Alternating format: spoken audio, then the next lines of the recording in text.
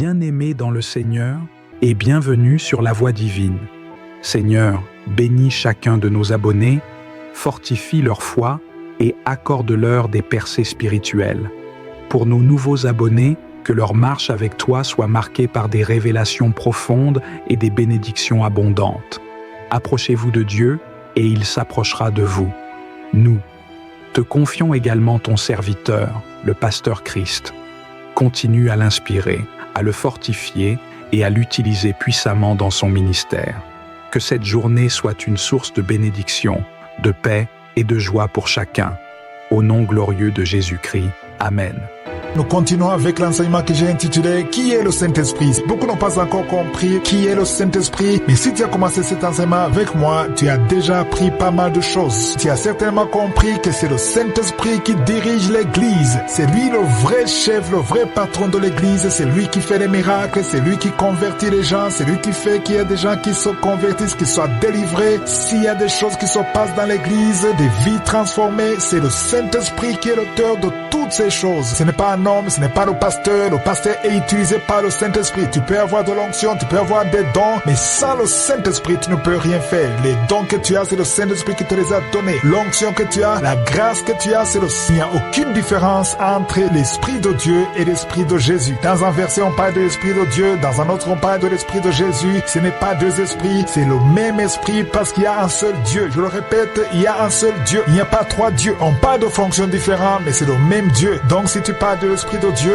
et un autre part de l'Esprit de Jésus, c'est le même Esprit. Dans le livre des Actes des Apôtres, nous avons vu qu'au verset 6, on nous parle du Saint-Esprit. Actes des Apôtres, chapitre 16, verset 6, on nous dit qu'ils ont été empêchés par le Saint-Esprit d'annoncer la parole dans l'Asie. Ils traversèrent la Phrygie et le pays de Galatie. Ils ont traversé la Phrygie et le pays de Galatie parce qu'ils ont été empêchés par le Saint-Esprit. On ne dit pas exactement comment le Saint-Esprit les a empêchés. Peut-être il y a eu des circonstances où ils ont compris que c'est le Saint-Esprit. Ou bien ils l'ont compris par la voix intérieure du cœur. Je ne sais pas comment, mais chacun sait comment le Saint-Esprit lui parle. Ce qui est important, c'est qu'ils voulaient aller en Asie. C'était la destination, c'était le plan humain. Paul et les autres apôtres voulaient aller en Asie pour sauver des âmes. Ce n'était pas pour les vacances, ce n'était pas pour s'enrichir. Ils voulaient aider les Asiatiques à être convertis. Mais le Saint-Esprit les a empêchés parce que ce n'était pas le plan parfait de Dieu. C'est ça qu'il faut retenir. Même si tu as de bonnes idées, il faut prier pour savoir quel est le plan parfait de Dieu à travers le Saint-Esprit. Ils ont été obligés de passer par la Phrygie et le pays de Galatie. Au verset 7, ils étaient près de la Mysie, ils étaient prêts, ils sont disposés, ils sont préparés à entrer en Bithynie. Mais encore une fois, l'Esprit de Jésus, c'est le même Saint-Esprit, les a empêchés. Il ne les a pas permis d'entrer. Pourquoi? Parce que ce n'était pas là où Dieu voulait. Mais ce qui est intéressant ici, c'est qu'ils ne savaient pas exactement où il faut aller. Ils marchaient à l'écoute. On ne dit pas combien de jours ça les a pris, parce que ce n'était pas comme aujourd'hui où on prend des voitures, des bus, des trains. La plupart du temps, ils marchaient, mais ils ne savaient pas exactement où ils allaient, mais ils allaient à l'écoute du Saint-Esprit. C'est ça qu'il faut apprendre. Quand tu es un enfant de Dieu, quand tu es un serviteur de Dieu, marche avec l'écoute. Écoute ce que le Saint-Esprit te dit. Au verset 8, il franchit alors la Mysie et descendit à Troas. Là, ils sont toujours guidés. Je vous ai dit que le Saint-Esprit, c'est un peu comme le GPS, mais spirituellement parlant. Ils voulaient entrer à Troas. Mais remarquez qu'au verset 7, alors qu'ils étaient près de la Mysie, ils se disposaient à entrer en Bithynie, mais l'Esprit de Dieu ne leur permit pas. Et quand l'Esprit de Dieu les a empêchés de continuer, ils ont été obligés de retourner en passant par la Mysie et ils sont descendus à Troas. C'était pas Troas la destination, mais ils étaient toujours à l'écoute du Saint-Esprit. Au verset 9, pendant la nuit. Pourquoi pendant la nuit? Parce qu'ils étaient fatigués. Ils ont peut-être pris un hôtel, ils ont dormi quelque part, ils ont passé la nuit et Paul a eu une vision. Qu'est-ce qu'il a vu dans la vision? Un Macédonien lui apparut et lui fit cette prière. Il a dit, passe en Macédoine, mais secours-nous. Autrement dit, quelqu'un de la Macédoine demandait du secours. Mais verset 10, après cette vision de Paul, il est dit, nous cherchons aussitôt à nous rendre en Macédoine, concluant que le Seigneur nous appelait à y annoncer la bonne nouvelle. Ça m'a beaucoup encouragé de voir quelqu'un comme Paul, parce que Paul avait beaucoup de révélations, il avait une relation particulière avec Jésus, mais lui, Paul, rempli du Saint-Esprit, il ne savait pas, pendant tous ces jours, il ne savait pas exactement où il allait. C'est au verset 10 qu'ils ont conclu. Ils ont conclu quand il a eu la vision pendant la nuit. Alors, Ça veut dire que si quelqu'un comme Paul,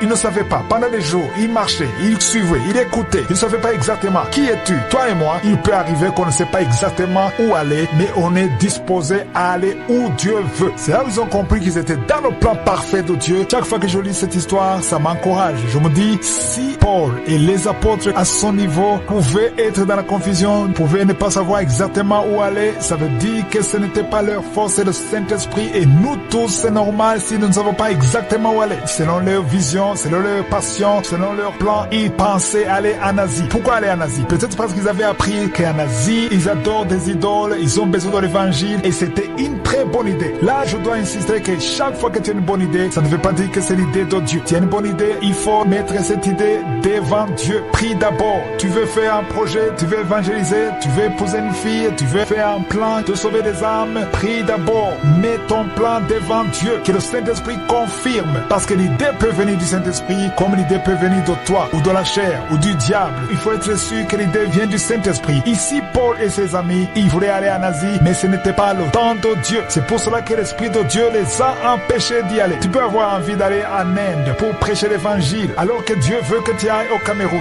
Peut-être tu veux aller en Inde parce que tu vois que les Indiens prient des idoles et tu veux aller les prêcher, alors que Dieu a un plan pour les Camerounais. Il faut écouter le Saint-Esprit. Tu peux vouloir aller en Europe ou au Canada, alors que le Saint-Esprit veut que tu ailles à l'intérieur du pays, là où il n'y a pas d'eau et d'électricité. Peut-être c'est là où Dieu te veut. Il faut écouter le Saint-Esprit. Parce que j'ai remarqué que la plupart des évangélistes, surtout les jeunes, ils visent là où tout va bien. Ils visent l'Europe, ils visent l'Amérique. Personne ne veut aller dans un endroit pauvre parce que c'est naturel. On veut naturellement aller là où il y a des opportunités. Mais le Saint-Esprit peut t'envoyer là où ce n'est pas confortable. Il faut écouter le Saint-Esprit. S'il veut que tu ailles aux États-Unis, il faut aller aux États-Unis. S'il veut que tu ailles au Canada, il faut aller au Canada. Mais s'il veut que tu ailles dans un pays pauvre, il faut aller dans ce pays pauvre parce que c'est là où le Saint-Esprit veut. Encore une fois, je parle aux évangélistes, aux serviteurs de Dieu. Il faut pas sauter dans l'avion et aller quelque part parce qu'on t'a invité. Oui, on t'a invité. Est-ce que le Saint-Esprit t'a invité? Est-ce que le Saint-Esprit a confirmé? Même si on va payer l'hôtel, on paye le billet d'avion, on va te payer. Il ne faut pas aller à cause du gain matériel. Il faut aller parce que le Saint-Esprit a dit oui. Prie d'abord. Prends quelques jours de prier. Parle au Saint-Esprit. Écoute la voix du Saint-Esprit. Si vous avez lu le chapitre 16, vous avez remarqué que ça n'a pas été facile pour eux d'arriver à Macédoine. Parce que eux, ils ne comprenaient pas. Parce qu'au verset 6, on voit que le Saint-Esprit les a empêchés d'aller en Asie. Et là, ils ont changé de direction. Ils sont allés en Phrygie, au pays de Galatie, et ils sont arrivés près de la Messie. Mais l'Esprit de Jésus ne leur permit pas. Pourquoi? Parce que ce n'était pas la direction. Ils ont fait tout sur le chemin pour arriver en Macédoine. Au verset 9, c'est là où Dieu a clairement parlé. Je ne sais pas combien de jours entre le verset 6 et le verset 9. Peut-être c'était 2 jours, 3 jours, 4 jours, 5 jours. Supposons que c'est 3 jours. Ça dit que pendant ces 3 jours, entre le verset 6 et le verset 9, ils ne savaient pas exactement où aller, jusqu'à ce que pendant la nuit, Paul eut une vision. Il a eu une vision, Dieu l'a visité pendant la nuit. Il a vu un Macédonien qui lui est apparu et qui lui a fait cette prière, a dit, passe en Macédoine, secours-nous. En Macédoine, il n'y avait pas de guerre.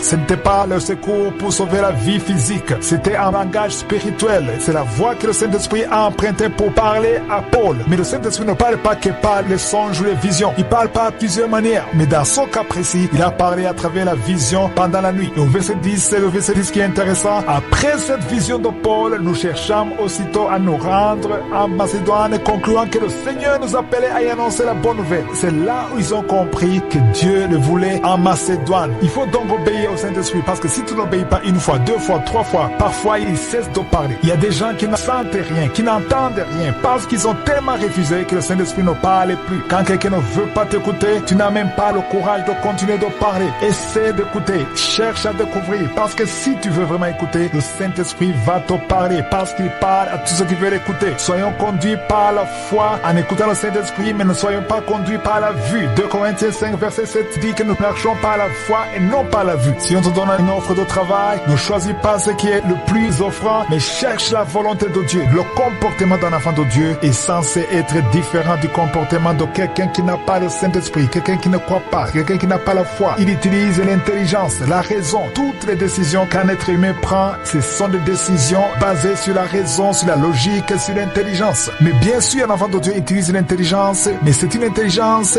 guidée par le Saint-Esprit. Parce qu'il y a des choses qu'on peut faire qui n'ont rien à voir avec la logique, mais nous obéissons au Saint-Esprit. Avant de prendre une décision, décision, il faut, en plus de l'intelligence, écouter la direction du Saint-Esprit. Je vous ai donné un exemple de quelqu'un qui doit décider devant 2 ou 3 contrats de travail. Naturellement, un être humain, naturellement, va chercher le contrat le plus offrant, là où il sera mieux payé. Très peu de chrétiens vont demander la vie du Saint-Esprit. Il y a 3 contrats devant toi, tu vas chercher le plus offrant, tu vas chercher celui qui a plus d'avantages, tu vas chercher celui qui te donne le meilleur salaire. Ça, c'est naturel. Ça, c'est une décision naturelle. Mais quelqu'un qui a le Saint-Esprit n'est pas influencé par le salaire. Il est influencé par la voix du Saint-Esprit. Qu'est-ce que le Saint-Esprit veut? Je sais que peu de gens vont être d'accord avec moi. Il y a peu de gens qui vont dire Amen parce que naturellement, nous voulons la meilleure chose. Nous voulons être mieux payés. Mais c'est lui qui a le Saint-Esprit, qui écoute le Saint-Esprit. Il va faire ce que le Saint-Esprit veut. Je connais une fille qui était chômeur. On lui a donné un emploi où elle était mieux payée, un bon salaire. Mais le Saint-Esprit a dit ne prends pas son travail. Moi-même, je me souviens en 2008, je travaillais full-time, mais je vivais difficilement. Il y a même quelqu'un qui m'aidait pour pouvoir payer quelques factures. Je payais difficilement le loyer, mais la même personne qui m'aidait m'a donné un travail. Il m'a donné un travail et la nuit quand je dormais, le Saint-Esprit m'a dit ne prends pas son travail. Et quand je lui ai dit ça, il était extrêmement déçu. Il ne comprenait pas comment je peux refuser alors que c'était un bon travail. Parce que le Saint-Esprit m'a dit ne prends pas son travail. Et si j'avais pris ce travail, aujourd'hui il n'y aurait pas Kanguka. Ce qui veut dire qu'il faut toujours écouter ce que le Saint-Esprit dit. Je connais beaucoup de gens qui ont accepté des offres, ils ont eu des emplois et ils étaient plus intéressés par le salaire. Et quand ils ont eu le travail, ils se sont éloignés de Dieu. Il y a un travail qui est mieux payé, mais ça t'éloigne de Dieu. C'est pour cela qu'il faut prier pour être guidé par le Saint-Esprit. Parce que quand le Saint-Esprit te guide vers quelque chose, vers un travail, ça sera une bénédiction. Ça va pas t'éloigner de Dieu, ça va pas t'affaiblir. Au contraire, tu vas glorifier Dieu à travers ce travail parce que c'est le Saint-Esprit qui t'a guidé. Cela ne concerne pas uniquement le travail, ça concerne toutes les décisions de la vie d'un enfant de Dieu. Ça concerne également le mariage. Il y a des jeunes célibataires, jeunes hommes et jeunes filles, avant de prendre des décisions pour le mariage, il faut consulter le Saint-Esprit. Je sais que souvent c'est difficile. Par exemple, une fille qui est âgée, tu as dépassé 40 ans et ça fait longtemps que tu es en train de subir une grande pression de la société. Il y a quelqu'un qui vient et tu vois qu'il est sauvé et la première proposition, tu dis oui sans résister parce que tu es désespéré et tu as peur que si tu dis non, tu vas tout perdre. Ça, c'est la chair et c'est la faiblesse. Mais si tu es rempli du Saint-Esprit, même si tu es âgé, même si tout montre que tu es désespéré, tu vas d'abord prier. Il faut consulter le Saint-Esprit. Ne dites pas oui avant de consulter le Saint-Esprit. C'est pour cela qu'aujourd'hui on entend des couples qui disent si j'avais su, je ne savais pas qu'il était comme ça, je ne savais pas qu'il avait son caractère. Si j'avais su, si je pouvais retourner en arrière. Pourquoi? Parce qu'ils n'ont pas consulté le Saint-Esprit. Quand tu consultes le Saint-Esprit, il va te guider comme les apôtres ont été guidés. Il va te guider. Quand tu es guidé par le Saint-Esprit, tu sais que tu es dans la volonté de Dieu. Parce que le Saint-Esprit voit ce que tu ne vois pas. Si on retourne dans Actes des Apôtres chapitre 16 verset 10, on a vu qu'au verset 10, c'est après la vision de Paul qu'ils ont conclu qu'il fallait aller à Macédoine. Au verset 11, le matin ils sont partis de Troas, ils sont passés par Samothrace et le lendemain ils sont allés à Néapolis. Et de là ils sont allés à Philippe et Philippe était à Macédoine. Parce que le Saint-Esprit leur a montré un Macédonien qui lui demandait du secours. Là ils étaient sûrs d'être dans la volonté parfaite de Dieu. Mais il faut savoir que même si tu es dans la volonté parfaite de Dieu, ça n'exclut pas que tu peux rencontrer des difficultés ou des épreuves. On verra que malgré qu'ils étaient dans la volonté de Dieu, Paul et Silas ont été fouettés, ils ont été enchaînés, emprisonnés alors qu'ils étaient dans la parfaite volonté de Dieu.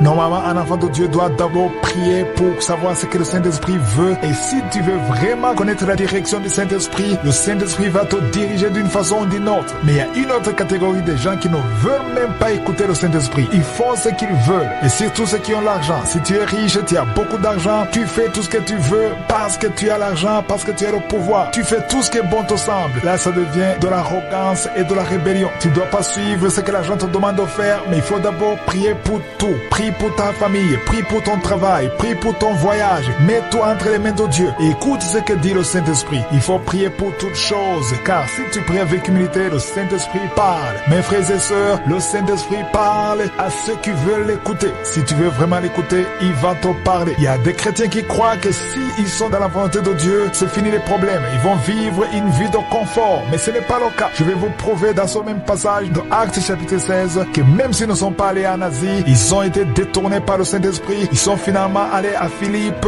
à Macédoine, selon la direction du Saint-Esprit. Mais malgré ça, ils ont rencontré des problèmes. Si vous lisez à partir du verset 16, pendant qu'ils marchaient, il y avait une femme, une servante qui avait un esprit de python, un esprit de serpent, qui était toujours derrière eux, derrière les disciples. Elle faisait semblant de les soutenir. Mais au verset 7, il est écrit, et ils sont mis à nous suivre, Paul et nous, et crier et ces hommes sont les serviteurs du Dieu très haut et ils vous annoncent la voie du salut. Autrement dit, la femme était comme une évangéliste. Elle soutenait l'œuvre des apôtres, elle soutenait Paul et son équipe. Et comme aujourd'hui, dans l'œuvre de Dieu, il y a ceux qui te soutiennent alors qu'ils ne sont pas avec toi. C'est pour cela qu'il faut prier pour savoir qui sont avec toi et qui ne sont pas avec toi. Quelqu'un peut être avec toi, marcher avec toi, parler du bien de toi, demander aux gens de te suivre alors qu'il est un envoyé de Satan. Il n'y a que le Saint-Esprit qui va te révéler ça. Paul a eu cette révélation au verset 18 parce qu'il a dit qu'elle fit cela pendant plusieurs jours. Ça peut être une semaine, 2 semaines, 3 semaines. Si c'est 3 semaines qu'elle faisait ça, ça dit que pendant toutes ces 3 semaines, Paul ne savait pas qu'elle était suivie par un agent de Satan. Il ne savait pas, il ignorait ça. Mais on dit que Paul fatigué se retourna et dit à l'esprit, je t'ordonne au nom de Jésus-Christ, sors de cette femme. Et il sortit à l'heure même. Qui a informé Paul que c'est l'esprit de Python? C'est le Saint-Esprit. Mais ça a pris du temps. Et cela leur a causé des problèmes parce que les maîtres de la servante ont vu disparaître l'espoir de leur gain et ils ont saisi Paul et Silas et les ont entraînés sur la place publique devant les magistrats. Au verset 20, on voit qu'il les a présentés devant les prêteurs en disant ces hommes troublent notre ville. Lisez au verset 21 ce qui s'est passé. Il est dit que ce sont des Juifs qui annoncent des coutumes qui sont contraires aux coutumes des Romains. Au verset 23, on dit qu'après qu'on les eut chargés de coups, il est jeté en prison en recommandant aux geôliers de les garder sûrement. Ils ont été frappés. Paul et Silas ont été frappés alors qu'ils étaient à Philippe en Macédoine dans la volonté parfaite de Dieu. Ça, c'est une leçon que même si tu es dans la volonté de Dieu, tu peux rencontrer des problèmes. Mais la bonne nouvelle est que même si tu rencontres des problèmes, Dieu sera avec toi au milieu de ces problèmes. Les problèmes, il y en aura toujours.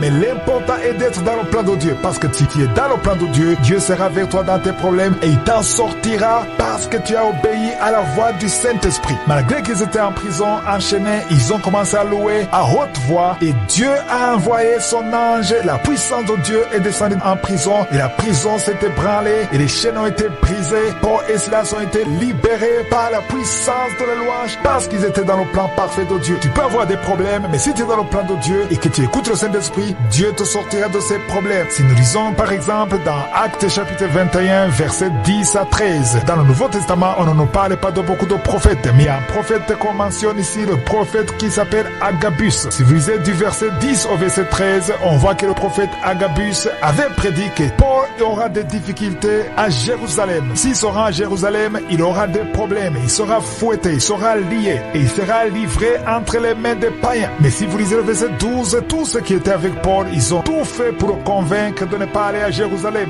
Alors que Paul savait que Dieu lui avait parlé par le Saint-Esprit d'aller à Jérusalem. Donc même si on te donne des mauvaises nouvelles là où tu veux aller, si c'est le Saint-Esprit qui t'a envoyé, il faut y aller. Si vous lisez le verset 13, je veux que vous lisiez la réponse de Paul. Parce que Paul savait très bien la direction du Saint-Esprit. Il ne faut pas céder à ce que les gens te disent, mais il faut écouter la voix du Saint-Esprit. Qu'est-ce que Paul a dit au verset 13? Il a dit, que faites-vous en pleurant et en me brisant le cœur? Je suis prêt non seulement à être lié, mais encore à mourir à Jérusalem pour le nom de Jésus-Christ. Ça, c'est quelqu'un qui est rempli du Saint-Esprit. Tu ne peux pas dire de tes paroles si tu n'es pas rempli du Saint-Esprit. Une fois qu'on est rempli du Saint-Esprit, on n'a même plus peur de la mort. Parce qu'on sait que si on meurt dans le Seigneur. Souvenez-vous de Pierre. Pierre était quelqu'un de très réactif, mais il avait peur de la mort avant d'être rempli du Saint-Esprit. Souvenez-vous qu'il a renié Jésus 3 fois parce qu'il ne voulait pas être crucifié. Mais une fois qu'il a été rempli du Saint-Esprit, au jour de Pentecôte, souvenez-vous dans Actes chapitre 2, ils étaient tous remplis du Saint-Esprit, y compris Pierre. Et quand il était rempli du Saint-Esprit, la première chose qu'il a fait, il n'avait plus honte de Jésus. Parce que si vous lisez dans Actes chapitre 2, verset 14, alors qu'il était rempli du Saint-Esprit, il est dit, alors Pierre se présenta avec les 11, éleva la voix et leur parla en ces termes, hommes juifs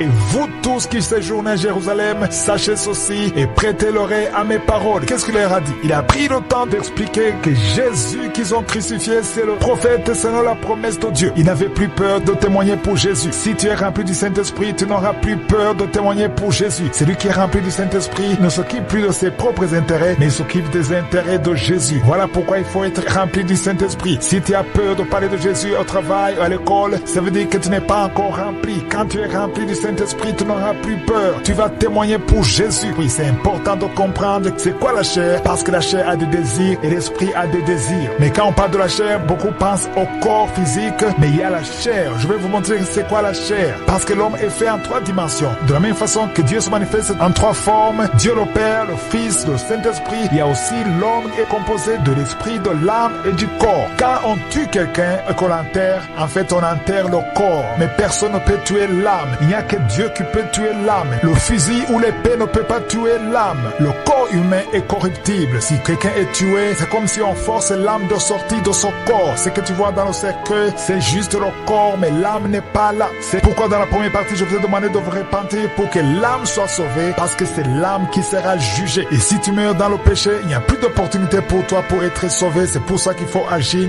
maintenant. La chair et l'esprit, ils sont toujours opposés. Nous allons lire dans Galates 5, verset 16. Il est dit, marchez selon l'esprit et vous n'accomplirez pas les désirs de la chair. Ici, vous voyez que le mot esprit est majuscule. Donc ce n'est pas l'esprit humain, c'est l'esprit de Dieu. La parole de Dieu nous demande de marcher selon l'esprit dans le but de ne pas accomplir les désirs de la chair. Donc c'est ça la raison. La raison pour laquelle on doit marcher selon l'esprit, c'est pour ne pas accomplir les désirs de la chair. Souvenez-vous que j'ai beaucoup insisté sur la direction du Saint-Esprit comme l'horizon dans Romains 8, 14. Les enfants de Dieu sont conduits par le Saint-Esprit. Nous avons déjà vu les œuvres de la chair. Les œuvres de la chair sont dans Galates 5, verset 19. On parle des œuvres de la chair qui sont manifestes. Il s'agit de l'impudicité, l'impureté, la dissolution, l'idolâtrie, la magie. Vous pouvez lire toute la liste du verset 19 au verset 22. On parle de division, on parle de dispute. Vous pouvez même continuer au verset 21. On nous donne une liste des œuvres de la chair. Mais par contre, au verset 22, on nous parle des fruits de l'esprit. On voit combien c'est opposé. Les fruits de l'esprit sont l'amour, la joie, la paix, la patience, la bonté, la bénignité, la fidélité, la douceur, la tempérance. Ce sont là les fruits de l'esprit. Si vous lisez la liste des œuvres de la chair et la liste des fruits de l'esprit, on voit bien que c'est complètement opposé. Et la question qu'on doit se poser encore, c'est pourquoi cette lutte ou son combat entre la chair et l'esprit nous intéresse? Parce que les deux sont en toi. En toi, il y a le corps, il y a l'âme et l'esprit. Donc là, c'est au niveau de l'âme qu'il y a le combat. Parce qu'il y a la chair qui te demande une chose, il y a aussi l'esprit d'un autre côté qui te demande une chose. Et donc tu es au milieu et tu dois décider. Par exemple, tu veux te lever le matin, la chair te dit continue de dormir, ne te lève pas. Mais l'esprit te demande de te lever. Donc tu dois décider entre les deux qui tu vas écouter. Tu peux écouter l'esprit qui te dit de te lever pour prier, ou tu peux écouter la chair qui te demande de rester au lit et de continuer de dormir. Donc toi qui m'écoutes, il y a toujours deux voix en toi. Il y a la voix de la chair, si toi tu es sauvé, il y aura toujours la voix de l'esprit, il y a la voix de la chair et c'est à toi de décider. Mais aujourd'hui je veux que tout le monde sache que l'homme est fait de trois parties. Il y a trois parties, il y a le corps, il y a l'âme et l'esprit. Et l'âme c'est la partie la plus importante parce que c'est au niveau de l'âme où toutes les décisions sont prises. Tu as aussi l'esprit et l'esprit de Dieu te guide et il parle à ton esprit. Il y a une différence entre un être humain et un animal. L'animal a deux parties, l'homme a trois parties. Il y a le corps, il y a l'âme et l'esprit. Mais les animaux ont deux parties, ils ont le corps et l'âme. Les animaux n'ont pas d'esprit, c'est ça la différence entre un être humain et un animal. C'est au niveau de l'esprit qu'on a le discernement de Dieu. Voilà pourquoi partout où tu iras dans le monde, tu trouveras que l'homme est en train d'adorer quelque chose. Partout où tu verras un être humain, il sera en train d'adorer quelque chose. Soit il a un statut, soit il adore le soleil, soit il adore un humain. Mais l'homme a toujours envie d'adorer quelque chose. Il y a même ceux qui adorent le sport, il y a ceux qui adorent la musique. L'homme adore toujours quelque chose. Tu ne verras jamais un chien en train de se courber ou d'adorer quelque chose. Ça ne marche pas parce que le chien ou l'animal n'a pas le discernement de Dieu. Le discernement de Dieu est fait au niveau de l'esprit. Et il n'y a que les humains qui ont l'esprit. Ne croyez surtout pas ceux qui vous disent que l'homme est en développement d'un animal. Si l'homme est sorti de l'animal, pourquoi est-ce qu'il y a encore un animal?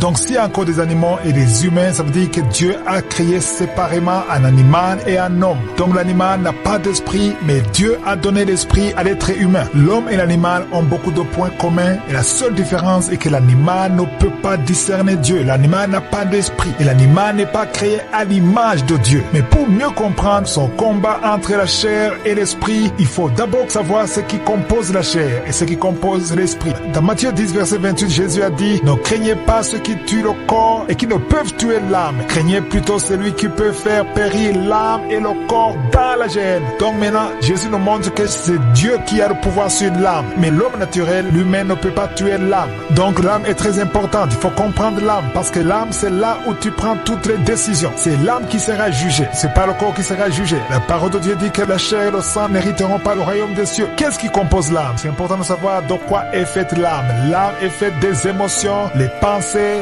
l'intellect, la volonté, parce que c'est au niveau de l'âme que tu prends des décisions. L'âme est influencée à la fois par l'esprit et le corps. Donc c'est aussi centre de l'âme que tu prends des décisions. Et souvent on parle de la chair. Dans la parole de Dieu, on parle de la chair. On parle des désirs de la chair. Quand on parle de la chair, ça veut dire que c'est l'âme et le corps ensemble. Nous avons lu que Jésus a dit que Dieu peut faire périr l'âme et le corps. Donc l'âme et le corps, c'est ça qu'on appelle la chair. En anglais, on appelle ça flèche. Et à chaque fois qu'on parlera des désirs de la chair, ça dit qu'il y a l'âme et le corps ensemble. Parce qu'au niveau de l'âme, il y a les émotions, il y a la pensée, il y a la volonté, il y a l'amour. Et c'est au niveau de l'âme que le diable peut passer pour te pousser à avoir des désirs, que ce soit la fornication, la jalousie, les disputes, toutes les œuvres de la chair qu'on a lues dans Galates 5, versets 19 à 21. C'est fait au niveau de la chair. Il faut comprendre que le corps que nous portons, c'est ce que la Bible appelle le corps corruptible. Si vous lisez dans 1 Corinthiens chapitre 15, au verset 50, il dit que la chair et le sang ne peuvent hériter le royaume de Dieu. Et au verset 52, on dit qu'en un instant, en un clin d'œil, à la dernière trompette, la trompette sonnera et les morts ressusciteront incorruptibles et nous serons changés. Ça dit qu'on va porter un autre corps qui n'est pas corruptible. C'est là où au verset 53, on dit il faut que son corps corruptible, le corps que nous portons, il faut que son corps corruptible revête l'incorruptibilité et que son corps mortel revête l'immortalité. Donc le corps que nous avons, c'est un corps corruptible qui peut mourir. Mais au ciel, on portera un corps qui est incorruptible. Donc j'ai pris tout ce temps pour que vous compreniez la différence entre le corps et la chair. Le corps, c'est ce corps physique qui est corruptible, mais la chair, c'est le corps qui est mis ensemble avec l'âme. C'est pour cela qu'on parle des désirs de la chair. Si l'âme sort du corps, après la mort, il n'y aura plus de désir. Pour qu'il y ait des désirs, il faut que l'âme soit dans le corps. Mais par contre, l'esprit, il est opposé à la chair. Dans l'esprit, on trouve le subconscient et on trouve aussi le discernement de Dieu. C'est là où je vous ai dit qu'il y a une différence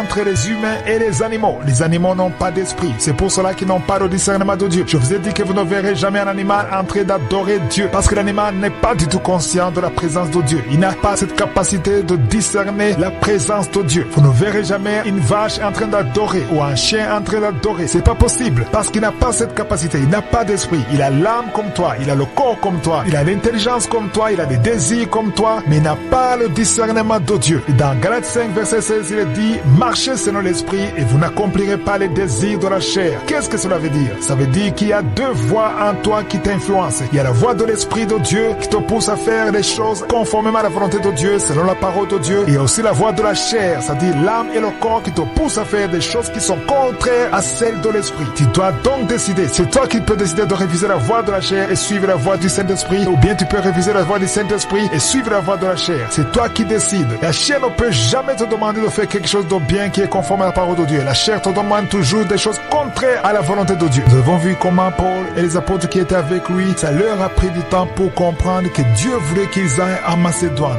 Au début, eux, en tant qu'humains, ils voulaient aller en Asie. Comme toi aussi, tu peux avoir un plan selon toi, mais Dieu a un autre plan qui est différent du tien. Alors, on a vu que ça leur a pris du temps. Ils ne comprenaient pas. Ils voulaient aller quelque part et le Saint-Esprit les empêchait. Et encore, ils prenaient une autre direction et l'Esprit de Jésus les empêchait. C'est ce que nous avons vu. Ça leur a pris du temps. Jusqu'au moment où Paul dormait et qu'il a eu une vision pendant la nuit, il voyait quelqu'un qui venait demander du secours en macédonien et ils ont compris qu'il fallait aller en Macédoine. Mais ça leur a pris du temps. Ça, c'est une leçon très profonde. Ça veut dire que si tu entends des gens qui disent que le Saint-Esprit leur parle à tout moment, n'importe comment, n'importe quand, souvent ce qu'ils disent, ils le disent par orgueil. Oui, je suis d'accord. Parfois, le Saint-Esprit te parle directement, immédiatement, facilement. Partout où tu es, il peut te parler. Mais il y a des moments où ça prend du temps, comme ça a été le cas pour Paul et ses amis. Ça leur a pris du temps pour comprendre qu'il fallait aller en Macédoine. Et on peut se demander pourquoi le Saint-Esprit les a empêchés d'aller en Asie. Ça ne veut pas dire que Dieu ne voulait pas sauver les Asiatiques, mais ce n'était pas le temps de Dieu. Une bonne idée n'est pas toujours une idée de Dieu, mais une idée de Dieu est toujours une bonne idée. Je le répète, une bonne idée n'est pas toujours une idée de Dieu, mais une idée de Dieu est toujours une bonne idée. Donc tu peux avoir de bonnes idées, mais il faut toujours prier. Mettre ça entre les mains de Dieu parce que c'est lui qui doit te diriger, c'est lui qui te donne la lumière. Donc concernant la direction du Saint-Esprit, il faut de l'humilité. Parfois c'est instantanément, mais parfois ça traîne, ça peut prendre du temps, ça peut te demander de prier, ça peut te demander de jeûner. Et parlant de jeûner, il faut comprendre que souvent le Saint-Esprit parle quand tu es à l'œuvre et quand tu es en train de prier. Dans Actes chapitre 13, verset 2, on dit que pendant qu'ils servaient le Seigneur dans leur ministère et qu'ils jeûnaient, le Saint-Esprit dit, on voit deux choses. Il y a d'abord servir le Seigneur dans leur ministère. Quand tu sers le Seigneur dans ton ministère, souvent souvent le Saint-Esprit parle. Et non seulement ils servaient le Seigneur dans leur ministère, mais ils jeûnaient. Il y a deux choses, servir le Seigneur dans le ministère et jeûner. Et pendant qu'ils faisaient ça, le Saint-Esprit a parlé. Il a dit, mettez-moi à part Barnabas et Saül pour l'œuvre à laquelle je les ai appelés. C'est comme si le Saint-Esprit attendait qu'ils servent le Seigneur dans leur ministère et qu'ils jeûnent. Il y a des moments où il faut jeûner pour entendre la voix du Saint-Esprit. Et surtout, il faut servir Dieu. Le Saint-Esprit parle rarement aux paresseux qui ne font rien. Il faut servir Dieu et il faut prier. Et pendant que tu sers Dieu, le Saint-Esprit va te parler. Je vous ai dit que le Saint-Esprit parle tantôt d'une manière, tantôt d'une autre, de plusieurs manières. Et parfois, les gens ne comprennent pas. Je vais vous montrer un exemple qui va surprendre quelques-uns. Vous savez que Jésus, quand il est parti, il y avait 12 disciples. Il y avait 12 disciples, mais un des disciples, Judas, l'a trahi. Non seulement il a trahi, mais il s'est même suicidé. C'est-à-dire que quand Jésus est monté au ciel, il a laissé 11 disciples et il fallait 12 disciples. Il fallait un 12e disciple qui remplace Judas. Donc on ne savait pas qui va le remplacer. Il y avait deux personnes, il y avait deux candidats, deux qui sont remplis du Saint-Esprit, c'est-à-dire Justice et Matthias. On lit ça dans Actes des Apôtres, le premier chapitre du verset 23 au verset 26. On nous dit, ils en présentèrent deux, c'est-à-dire Joseph appelé Barsabas, surnommé Justice, mais son nom c'est Joseph. Il y avait un autre qui s'appelait Matthias. Ici, je dois signaler que Joseph et Matthias étaient sauvés, nés de nouveau. Ils avaient tout ce qu'il fallait pour remplacer Judas. Mais les disciples savaient qu'il fallait un, pas deux. Mais comme ils ne savaient pas exactement qui le Saint-Esprit voulait, il fallait être sûr de choisir la personne que le Saint-Esprit lui-même désigne. On est habitué aux songes, aux visions, mais cette fois-ci, ils ont fait ce qu'on appelle le tirage au sort. C'est surprenant. Mais ce que j'ai aimé, avant de tirer le sort, ils ont d'abord prié. Lisez la prière au verset 24. Ils ont dit, Seigneur, toi qui connais les cœurs de tous, désigne lequel de ces deux que tu as choisi. Donc ils ont fait le tirage au sort, mais ils ont d'abord prié pour que le sort tombe sur la personne de Dieu. Est-ce qu'il faut toujours faire le tirage au sort? Non, mais c'est comme ça qu'ils étaient conduits. C'est pour ça que je vous ai dit, il faut toujours suivre la direction du Saint-Esprit. Ce n'est pas une coutume, mais il faut toujours suivre la direction du Saint-Esprit. Aujourd'hui, ceux qui croient que Dieu passe toujours par la même voie. Si tu as le don de parole de connaissance, tu crois que Dieu va passer par son don. S'il y a quelqu'un qui a des visions, il y avait des prophètes, il y avait beaucoup de dons spirituels, mais ils ont utilisé une méthode inhabituelle. Ils ont fait ce qu'on appelle le tirage au sort. C'est comme si tu prends une pièce et tu lances, c'est ce qu'on appelle aussi pile ou face. Mais avant de faire le tirage au sort, ils ont prié. C'est ce que j'ai aimé. Au verset 24, dans Actes des Apôtres, chapitre 1, verset 24, ils ont d'abord prié. Ils ont prié avant de tirer au sort. Ils ont dit, Seigneur, toi qui connais les cœurs de tous, désigne lequel de ces deux que tu as choisi. Ici, j'insiste sur ça parce que je vais vous montrer qu'ils avaient le Saint-Esprit, ils avaient des paroles de connaissance, ils avaient des prophéties, ils avaient des visions, mais Dieu n'est pas passé par toutes ces voies. Quelle est la leçon à tirer ici? Dieu passe par la voie qu'il veut. Il faut pas t'habituer de Dieu. Aujourd'hui, les serviteurs de Dieu se sont habitués de Dieu. Ils se disent, moi Dieu me parle par les songes. Moi j'ai entendu ceux qui disent, moi Dieu me parle toujours par les songes. C'est pas vrai. Dieu ne parle pas toujours par la même voie. Tu peux avoir un don de songe, d'accord. Tu peux avoir un don de vision, oui, d'accord. Je suis pas contre ça. Mais il faut pas t'habituer à Dieu. Dieu peut passer par n'importe quelle voie. Ici, tous ces disciples, ils avaient des dons, mais ils ont été obligés d'utiliser le tirage au sort parce qu'ils ne savaient pas exactement qui il fallait choisir entre Matthias et Joseph, parce que tous les deux étaient des serviteurs de Dieu. Tous les deux, ils avaient le Saint-Esprit, mais il fallait que Dieu choisisse. Voilà pourquoi il faut laisser le choix à Dieu. Souvenez-vous de Actes chapitre 16. Ils voulaient aller en Asie, mais le Saint-Esprit les a empêchés. Ils ne savaient pas où aller. Et parmi eux, il y avait Paul.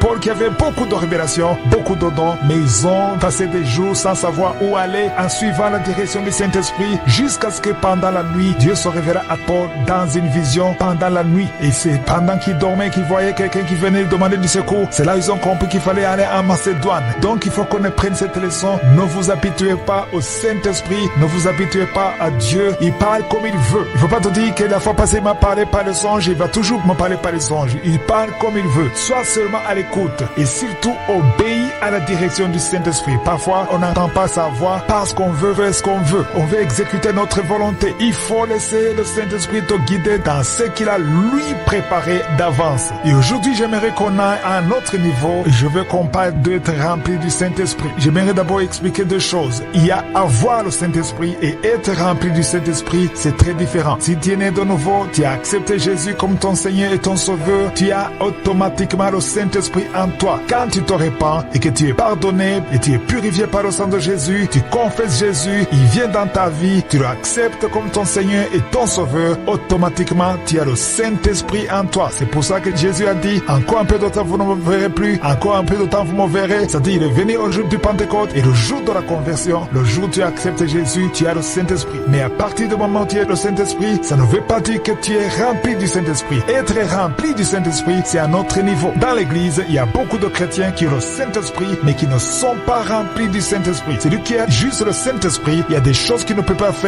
parce qu'il n'est pas rempli du Saint-Esprit. C'est pour cela que je souhaite à tous ceux qui m'écoutent, non seulement d'avoir le Saint-Esprit, mais il faut être rempli du Saint-Esprit. Et avant de parler d'être rempli du Saint-Esprit, laissez-moi en parler un peu d'avoir le Saint-Esprit. Si tu as accepté Jésus, tu es né de nouveau. Ça dit que tu as le Saint-Esprit en toi. Mais quand tu as le Saint-Esprit en toi, il devait y avoir des fruits du Saint-Esprit qui soient visibles. Aujourd'hui, dans l'église, il y a des chrétiens qui sont dans l'église et si tu observes leur comportement, tu conclus qu'ils n'ont pas du tout le Saint-Esprit parce que les fruits du Saint-Esprit sont clairs. Dans Galates 5, verset 23, vous verrez les fruits du Saint-Esprit. Si vous voyez un frère dans l'église qui est rempli d'amertume, rempli de jalousie, tu souffres quand quelqu'un d'autre est béni, tu souhaites le mal à ton frère, ça veut dire que tu n'as pas l'amour. Parmi les fruits du Saint-Esprit, il y a l'amour. Dans l'église, il y a des chrétiens qui se comportent comme des païens, comme des incroyants. Quand on voit les disputes, la haine, les jalousies, tu détestes ton frère, est-ce que tu me diras que tu as le Saint-Esprit? Non, tu n'as pas le Saint-Esprit, tu es juste un religieux, tu es un religieux qui va à l'église, mais tu n'as pas le Saint-Esprit. Parce que quand tu as le Saint-Esprit, il y a les fruits du Saint-Esprit qui doivent être visibles. Les fruits du Saint-Esprit, on ne les cache pas, ça se manifeste. Ce n'est pas difficile de voir quelqu'un qui a le Saint-Esprit parce qu'on voit les fruits qui se manifestent.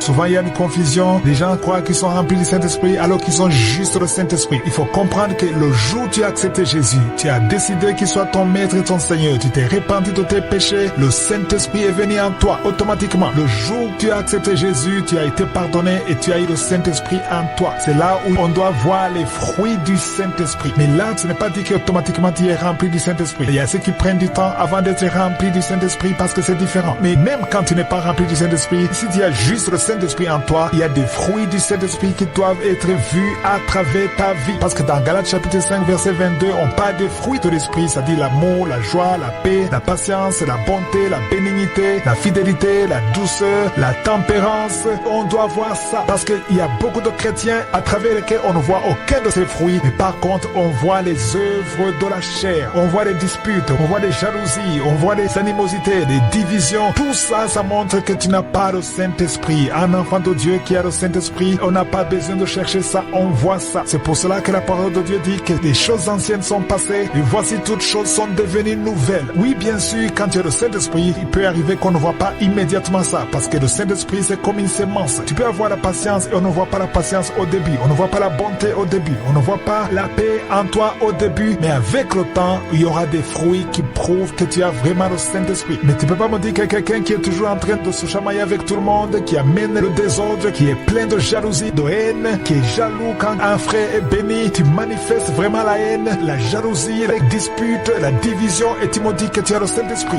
Non, tu n'as pas le Saint-Esprit. Tu as plutôt les œuvres de la chair. C'est la chair qui domine en toi. Parce qu'un enfant de Dieu, on est censé voir les fruits de l'Esprit. Bien sûr, tu n'es pas parfait, mais on verra la différence. On verra une vie de quelqu'un qui va au ciel. C'est ça l'avantage d'avoir le Saint-Esprit. Parce que quand tu as le Saint-Esprit te montre que tu as fait quelque chose de mal. Si par exemple tu as une fiancée et tu couches avec ta fiancée avant le mariage facilement, il n'y a aucun remords, tu trouves que c'est normal, tu te dis que c'est ta femme, ça dit que tu n'as pas le Saint-Esprit. Parce que si tu avais le Saint-Esprit te montrerait que ce que tu fais n'est pas bon, n'est pas conforme à la parole de Dieu. Quelqu'un qui a le Saint-Esprit, même quand il pêche, il manque la paix. Il y a une voix qui te montre que tu as mal fait. Parce que le Saint-Esprit, c'est la lumière. C'est l'image du chandelier dans le temple de Dieu, dans le lieu saint. Le Saint-Esprit est là pour te montrer, pour te diriger, pour te corriger. Parce que quand tu pêches facilement, sans problème, tu fais tout ce que tu veux, il n'y a aucune voix qui te montre que tu as mal fait. Il est fort possible que tu n'as pas le Saint-Esprit. Tu ne peux pas me dire que tu as le Saint-Esprit quand tu es rempli de haine, quand tu es un adultère, un fornicateur. Ça veut dire que tu n'as pas le Saint-Esprit en toi. C'est plutôt les œuvres de la chair que nous voyons en toi. Ça m'étonne souvent quand je vois à la télévision, sur les réseaux sociaux, des pasteurs qui se battent pour l'argent, qui sont en train de se battre comme des politiciens alors qu'ils ont le Saint-Esprit. Comment est-ce que ça marche? Quand tu as le Saint-Esprit, tu dois être différent du monde. C'est pour cela que la parole de Dieu parle des saints. Nous sommes censés être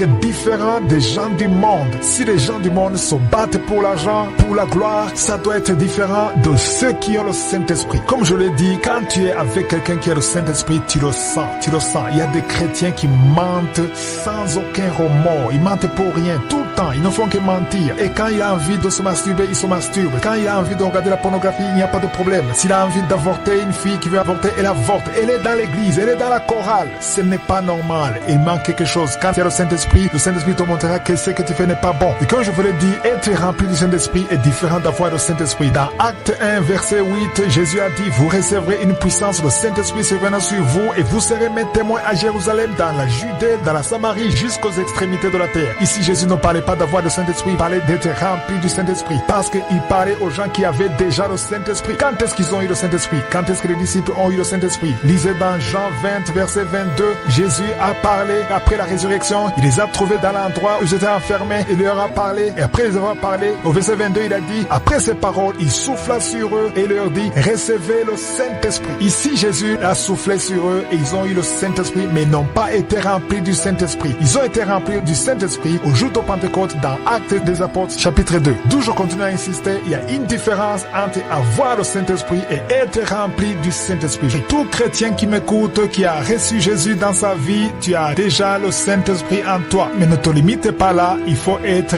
rempli du Saint-Esprit. Être rempli du Saint-Esprit ne concerne pas seulement les pasteurs, les évangélistes, les apôtres. Tout chrétien est appelé à être rempli du Saint-Esprit. Parce que quand tu es rempli du Saint-Esprit, il y a une puissance qui est en toi. Le Saint-Esprit se manifeste facilement que quand il y a juste le Saint-Esprit en toi. Les disciples avaient le Saint-Esprit. Comme je vous ai dit, les disciples ont eu le Saint-Esprit quand Jésus a soufflé sur eux. C'est écrit dans Jean chapitre 20, verset 22. Jésus est apparu après la résurrection. Il a soufflé sur eux et il a dit, recevez le Saint-Esprit. C'est dans Jean chapitre 20, verset 22. Là, ils n'étaient pas remplis du Saint-Esprit. Ils avaient juste le Saint-Esprit. Mais dans Actes des Apôtres, chapitre 2, c'est différent. Ce n'est pas recevoir le Saint-Esprit, c'est être rempli du Saint-Esprit selon la promesse de Jésus. Ça veut dire que depuis Jean chapitre 20, verset 22, les disciples avaient le Saint-Esprit, mais ils n'étaient pas remplis. Mais à partir de Actes chapitre 2, ils étaient remplis du Saint-Esprit. Toi qui es né de nouveau, toi qui as reçu Jésus comme ton Seigneur et ton Sauveur, tu as le Saint-Esprit en toi. Mais tu as besoin d'avancer sur l'étape suivante. Il faut être rempli du Saint-Esprit. J'appelle à tous les chrétiens à être remplis du Saint-Esprit. C'est d'ailleurs le but de cet enseignement qui est le Saint-Esprit. Il faut d'abord connaître qui il est. Il faut l'avoir. Si tu n'es pas sauvé, il faut appeler Jésus, inviter Jésus dans ta vie. Et quand tu auras le Saint-Esprit, il faut prier pour être rempli du Saint-Esprit. Être rempli du Saint-Esprit ne concerne pas uniquement les serviteurs de Dieu, mais c'est pour tout chrétien. Dans Actes chapitre 1, verset 8, qu'est-ce que Jésus a dit? Il a dit, vous recevrez une puissance, le Saint-Esprit survenant sur vous, et vous serez mes témoins à Jérusalem, dans toute la Judée, dans la Samarie, jusqu'aux extrémités de la terre. Ici, Jésus s'adressait aux gens qui avaient déjà le Saint-Esprit, selon Jean 20, verset 22. Ils avaient déjà le Saint-Esprit, mais il a dit, vous recevrez une puissance. Ce n'est pas seulement le Saint-Esprit, une puissance. Donc la puissance, ils l'ont eu dans Actes chapitre 2. Si tu es chrétien, tu es né de nouveau, oui, tu as le Saint-Esprit, mais il y a beaucoup de choses que tu ne peux pas accomplir dans ta vie spirituelle, dans ta marche chrétienne, si tu n'es pas rempli du Saint-Esprit. Quand Pierre a renié Jésus, il n'était pas encore rempli du Saint-Esprit. Il avait juste le Saint-Esprit, mais il a eu peur. Il ne pouvait pas dominer sa peur. Mais quand il a été rempli du Saint-Esprit, il n'avait plus peur. Il témoignait pour Jésus. Il était prêt à mourir parce qu'il était rempli du Saint-Esprit. Quand tu es rempli du Saint-Esprit, tu as une force surnaturelle. Tu fais des choses que tu ne pourrais pas faire de toi-même avec ta propre force, avec ton intelligence. J'aimerais vous montrer dans la Bible que quand Jésus a donné la promesse d'être rempli du Saint-Esprit, il a apparu à plus de 500 personnes.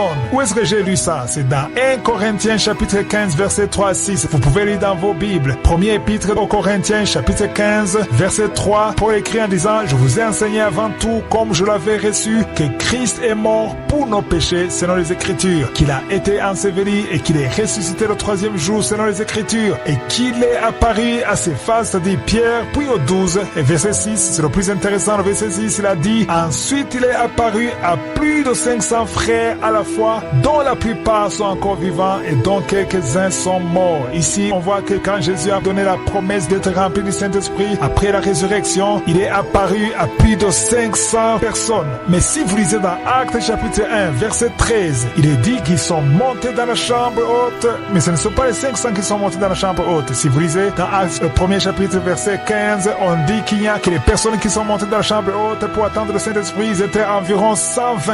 Il y a 120 personnes qui sont montées dans la chambre haute, alors que Jésus s'est adressé à 500 personnes. Et au verset 14, on nous dit que tous d'un commun accord persévèrent dans la prière. Cela nous montre que la promesse d'être rempli du Saint-Esprit, elle est donnée à tout le monde. Nous avons tous cette promesse. Tous ceux qui croiront, ils ont la promesse d'être remplis du Saint-Esprit. Mais malheureusement, ce n'est pas tout le monde qui pourra être rempli du Saint-Esprit. Il faut t'approcher du trône de la grâce et il faut prier, il faut demander ça, il faut demander cette promesse à Dieu parce que la promesse est pour toi. Mais il faut prier, il faut t'approcher de Dieu. Tu ne peux pas être rempli du Saint-Esprit si tu vis dans la débauche, si tu vis dans la chair, si tu ne pries pas, si tu dors tous les jours, si tu te lèves le matin et sortis sans prier, tu ne peux pas être rempli du Saint-Esprit. Ceux qui ont été remplis du Saint-Esprit, ils sont montés dans la chambre haute pour prier, pour attendre la promesse. La promesse te trouvera sur la montagne de Dieu, c'est-à-dire dans la vie de prière. Si tu veux être rempli du Saint-Esprit, il faut avoir une vie de prière. Parce que dans Actes chapitre 1, verset 15, on nous dit que le nombre de ceux qui sont montés dans la chambre haute était d'environ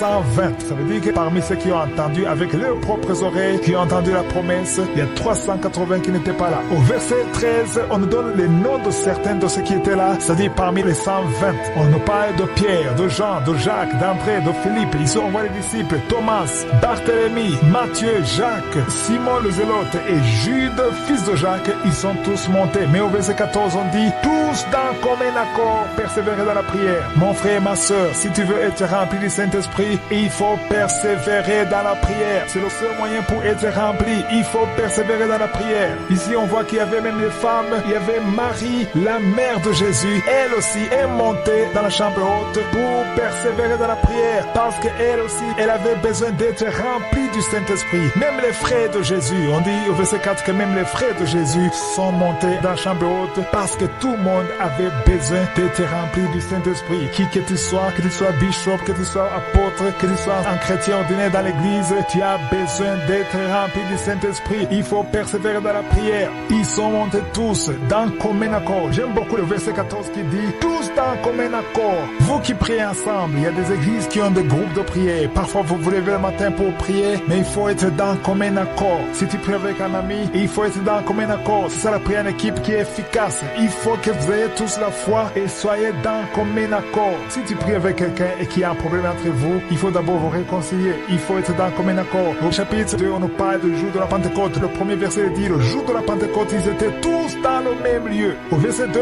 tout à coup, il vint du ciel un bruit comme celui d'un vent impétueux et il remplit toute la maison où ils étaient assis. Je vais expliquer ici le mot Pentecôte. Beaucoup de chrétiens croient que le mot Pentecôte, ça a commencé le jour de la prière dans Actes chapitre 2. Mais le mot Pentecôte ne vient pas de Acte 2. Le mot Pentecôte vient de l'Ancien Testament. Il faut comprendre que le jour où ils étaient en train de prier, c'était une fête nationale. Depuis le jour où ils ont quitté l'Égypte. Après 7 semaines, ça dit 7 fois 7, c'était 49 jours. Le 50e jour, il y a eu une alliance entre Dieu et le peuple d'Israël. Et cela est arrivé 50 jours après qu'ils aient quitté l'Égypte. C'est ça le Pentecôte. Donc chaque année, on célébrait le jour de Pentecôte, c'est-à-dire le jour où Dieu a eu l'alliance avec son peuple. Et le jour où ils étaient dans la chambre haute, c'était 50 jours après la résurrection de Jésus, c'est-à-dire 50 jours après le jour de Pâques. Beaucoup de chrétiens croient que le mot Pentecôte, si tu me demandes que veut dire le mot Pentecôte, on te parle du jour de la prière dans la chambre haute. Mais le mot Pentecôte n'est pas venu là. C'était le jour de Pentecôte. C'était une fête nationale. Je vous ai expliqué d'où c'est venu. Depuis que le peuple d'Israël est sorti d'Égypte, et après cette semaine, ça dit 49 jours, le 50e jour, il y a eu une alliance entre Dieu et son peuple. Cela a commencé la fête de Pentecôte. C'est-à-dire que chaque année, on devait se rappeler de ce jour. Et il y a d'autres qui appellent ce jour la fête des semaines. C'est-à-dire il y a 7 semaines qui font 49 jours. Et le 50e jour, après que le peuple d'Israël ait quitté Égypte, c'est le jour de Pentecôte. Donc chaque année, on célébrait le jour de Pentecôte. Donc c'est le jour que Dieu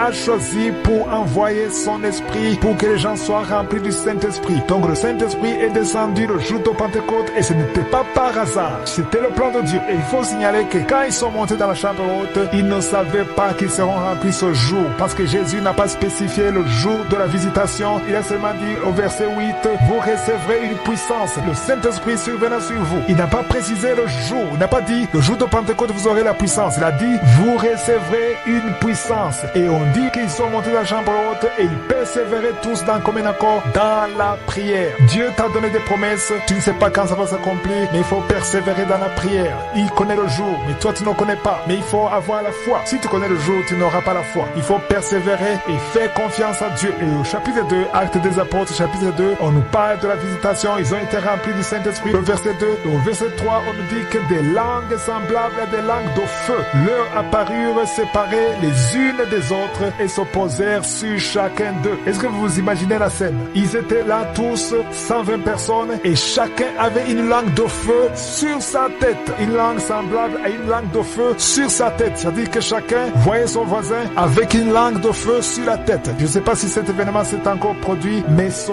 jour-là, chacun avait une langue de feu sur sa tête. Qu'est-ce que signifie la langue de feu sur sa tête? Certains disent que c'était un symbole qu'ils allaient prêcher et confesser Jésus avec puissance. Et au verset 4, on dit qu'ils furent tous remplis du Saint-Esprit. J'ai beaucoup aimé qu'on dit qu'ils furent tous remplis. C'est-à-dire tous les 120. Pierre, Philippe, Thomas, Marie, la mère de Jésus, les frères de Jésus, tous ont été remplis du Saint-Esprit. Si on dit que tous ont été remplis du Saint-Esprit, ça veut dire qu'ils n'étaient pas remplis du Saint-Esprit avant. Ils avaient le Saint-Esprit, mais ils n'étaient pas remplis du Saint-Esprit. Et ils sont mis à parler en d'autres langues selon que l'Esprit leur donnait de s'exprimer. Ça aussi, c'est un point très important, le parler en langue. Je vais enseigner sur le parler en langue, mais si vous voyez les gens qui parlent en langue, ça a commencé ici, le jour de Pentecôte, dans Acte 2, verset 4. Ils ont tous parlé en langue. Ils sont mis à parler en langue selon que l'Esprit leur donnait de s'exprimer. Ils n'ont pas inventé de langue. C'est le Saint-Esprit qui leur a donné la langue. Au verset 5, il est dit qu'il y avait en ce jour à Jérusalem des Juifs, hommes pieux de toutes les nations qui sont sous le ciel. Pourquoi est-ce que ces étrangers étaient là? Parce que c'était une fête. C'était une fête nationale. Et au verset 6, on nous dit qu'au bruit qui eut lieu,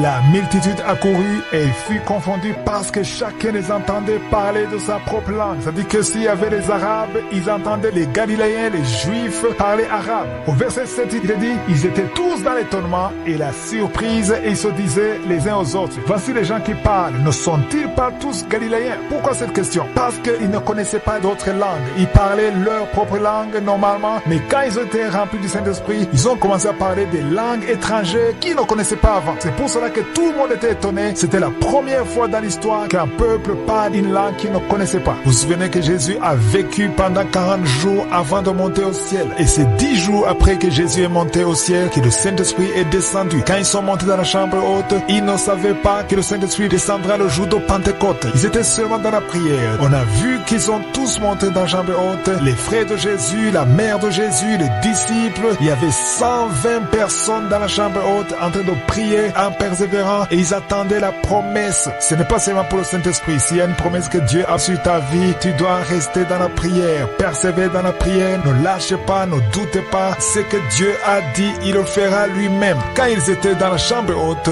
dans Actes des Apôtres, chapitre 2, verset 4, on a vu qu'ils furent tous remplis du Saint-Esprit. Ils ont commencé à parler en d'autres langues, pas dans leur langue, mais d'autres langues. C'était la première fois. Si vous voyez des gens qui parlent en langue, ça a commencé au jour de la Pentecôte. Et chacun parlait selon que l'Esprit lui donnait de s'exprimer. C'est écrit au verset 4. Donc ils ne parlaient pas comme ils voulaient, mais ils parlaient des langues qu'ils ne connaissaient pas eux-mêmes. Mais c'est le Saint-Esprit qui les poussait à parler. C'est lui qui leur donnait à s'exprimer dans d'autres langues. Mais on a vu au verset 5, verset 6 qu'il y avait d'autres nations. Il y avait des étrangers qui étaient venus parce que c'était un jour de fête, un jour national. C'était un grand événement le jour de Pentecôte. Donc il y avait beaucoup d'étrangers. Et les étrangers qui étaient là, ils étaient étonnés de les entendre parler leur propre langue. C'est comme s'il y a des Chinois qui sont venus chez toi dans ton pays africain et ils t'entendent, toi qui es africain, en train de parler chinois. Alors que tu n'as jamais été en Chine, tu n'as jamais pris des cours de chinois, mais tu parles chinois. C'est ce qui s'est passé ce jour. Les Arabes étaient étonnés de voir les Galiléens parler arabe. Et ça, c'était un signe. Mon maman le parlait en langue, c'est un signe pour les païens. Ils étaient tous étonnés. Au verset 7,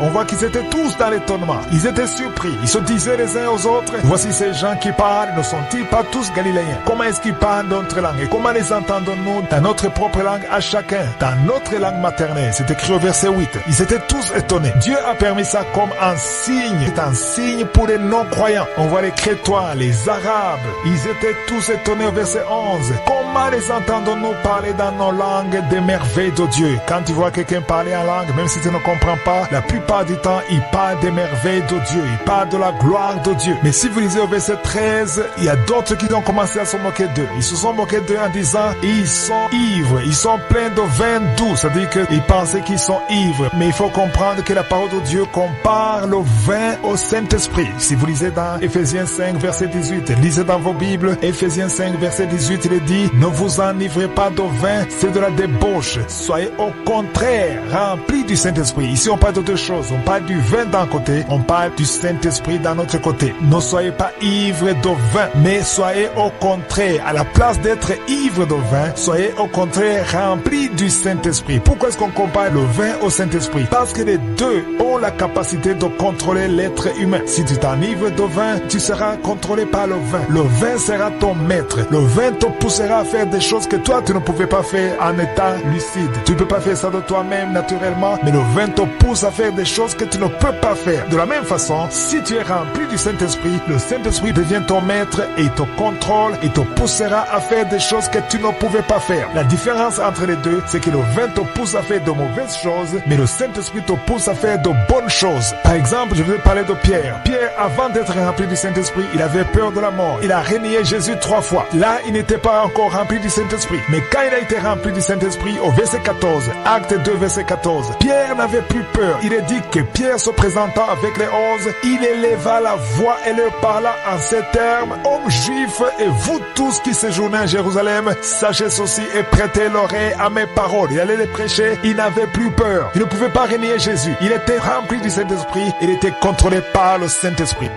Toute promesse que tu as de Dieu, persévère dans la prière et Dieu accomplira ce qu'il a promis à travers la prière. Il y a des promesses qui ne s'accomplissent jamais. Il y a ceux qui meurent sans l'accomplissement de la promesse de Dieu parce qu'ils ne veulent pas approcher de Dieu, ils ne veulent pas passer du temps dans la prière. Il y a des promesses qui ne peuvent se réaliser que par la prière, par le moyen de la prière. Et quelque chose d'extraordinaire s'est passé pendant qu'ils étaient en prière. Il y a une puissance qui s'est manifestée, la puissance du Saint-Esprit. On a vu ça dans Actes chapitre 2, verset 4. Ils furent tous remplis du Saint-Esprit, ils sont mis à parler en d'autres langues. Et au verset 3, on nous dit que chacun avait sur sa tête une langue semblable à une langue de feu. Je ne sais pas s'il y a une autre fois que ces choses se sont passées, mais ce jour-là, chacun avait une langue comme le feu sur la tête. Beaucoup interprètent que la langue était le symbole de la puissance de prêcher sans peur, sans hésiter, parce que vous savez que Pierre avait peur avant d'être rempli du Saint-Esprit. Mais quand la langue de feu a été sur sa tête, tout a changé. Si vous lisez au verset 14, on voit notre Pierre, celui qui a renié Jésus 3 fois, maintenant il n'a plus honte. Il peut tenir ferme devant une foule, devant des milliers de personnes qui l'écoutaient, des étrangers, des Galiléens, des Juifs, n'importe qui, il n'avait pas peur. Il se présentait devant et parlait avec audace. Il a dit, hommes juifs, verset 14,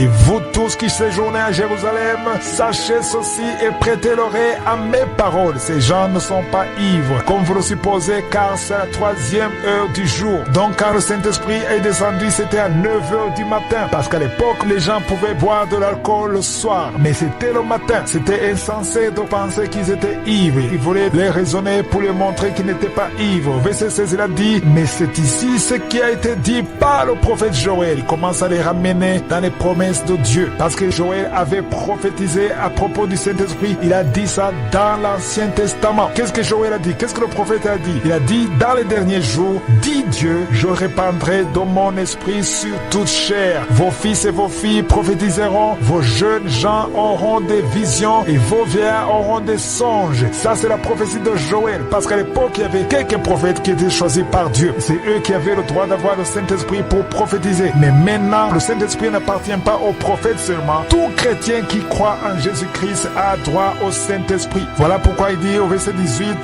que Dieu a dit que dans ces jours, il répandra son esprit et ils prophétiseront. Au verset 19, il a dit, je ferai paraître des prodiges en haut dans le ciel et des miracles en bas sur la terre, du sang, du feu et une vapeur de fumée. Je vais vous demander de lire tout ce chapitre. Maintenant, à cause du temps, je vais sauter sur le verset 37. Le verset 37, tout le monde était étonné. Il est dit, après avoir entendu ce discours, ils eurent le cœur vivement touché à cause de la parole qui est sortie de la bouche de Pierre. Ils ont eu le cœur vivement touché et ils dirent à Pierre et aux autres apôtres, hommes, frères, que ferons-nous? Le fait qu'ils ont demandé ce qu'il faut faire, ils étaient été touché. Verset 38, Pierre a dit, répentez-vous et que chacun de vous soit baptisé au nom de Jésus-Christ pour le pardon de vos péchés. C'est la repentance. Il y a des doctrines aujourd'hui qui disent qu'il ne faut pas demander aux gens de se repentir. Mais ici, c'est le Nouveau Testament, c'est pas l'Ancien Testament. Il a dit, répentez-vous. C'est le message qu'il faut donner aujourd'hui à tout le monde. Répentez-vous. Il n'y a pas de ciel sans repentance. Autre chose très importante que j'aimerais dire, ils étaient remplis du Saint-Esprit dans le chapitre 2. Mais si vous continuez au chapitre 4, on voit qu'après un certain temps, ils ont prêché, ils étaient dans la ville, mais un jour ils étaient persécutés, ils ont eu peur et ils ont prié. Si vous lisez Acte 4 du verset 21 au verset 30, on dit qu'ils ont prié tous ensemble. Au verset 31, il est dit, quand ils eurent prié, le lieu où ils étaient assemblés trembla, ils furent tous remplis du Saint-Esprit. Ici, je précise que c'est le même qui était rempli du Saint-Esprit au chapitre 2, qui était encore une fois rempli du Saint-Esprit au chapitre 4. Donc, on ne remplit pas du Saint-Esprit une seule fois. C'est bien de comprendre que quand on est rempli du Saint-Esprit, ça ne veut pas dire que tu es rempli pour toujours. Avec le temps, tu passes par des difficultés, tu passes par des faiblesses et tu diminues et tu as besoin d'être rempli du Saint-Esprit régulièrement. On n'est pas rempli du Saint-Esprit une seule fois parce qu'il y a des enseignements qui disent qu'une fois qu'on est rempli du Saint-Esprit, c'est fini. Mais on a toujours besoin d'être rempli du Saint-Esprit parce que dans Actes des Apôtres chapitre 2 verset 4, il est écrit qu'ils furent tous remplis du Saint-Esprit et sont mis à parler en d'autres langues selon que l'Esprit leur donnait de s'exprimer. Mais si vous lisez dans Actes des Apôtres chapitre 4, on voit que les apôtres étaient menacés. Ils étaient menacés par Hérode et Ponce Pilate parce qu'on leur a donné l'ordre de ne pas prêcher au nom de Jésus. Il fallait faire tout ce qu'ils voulaient, mais ne jamais prêcher au nom de Jésus. Et ils ont eu peur. Ils étaient menacés. Dans Acte 4, on voit qu'ils étaient menacés. On les a relâchés au verset 23. Il est dit, après avoir été relâchés, ils allèrent vers les leurs et racontèrent tout ce que les principaux sacrificateurs et les anciens leur avaient dit. C'était une situation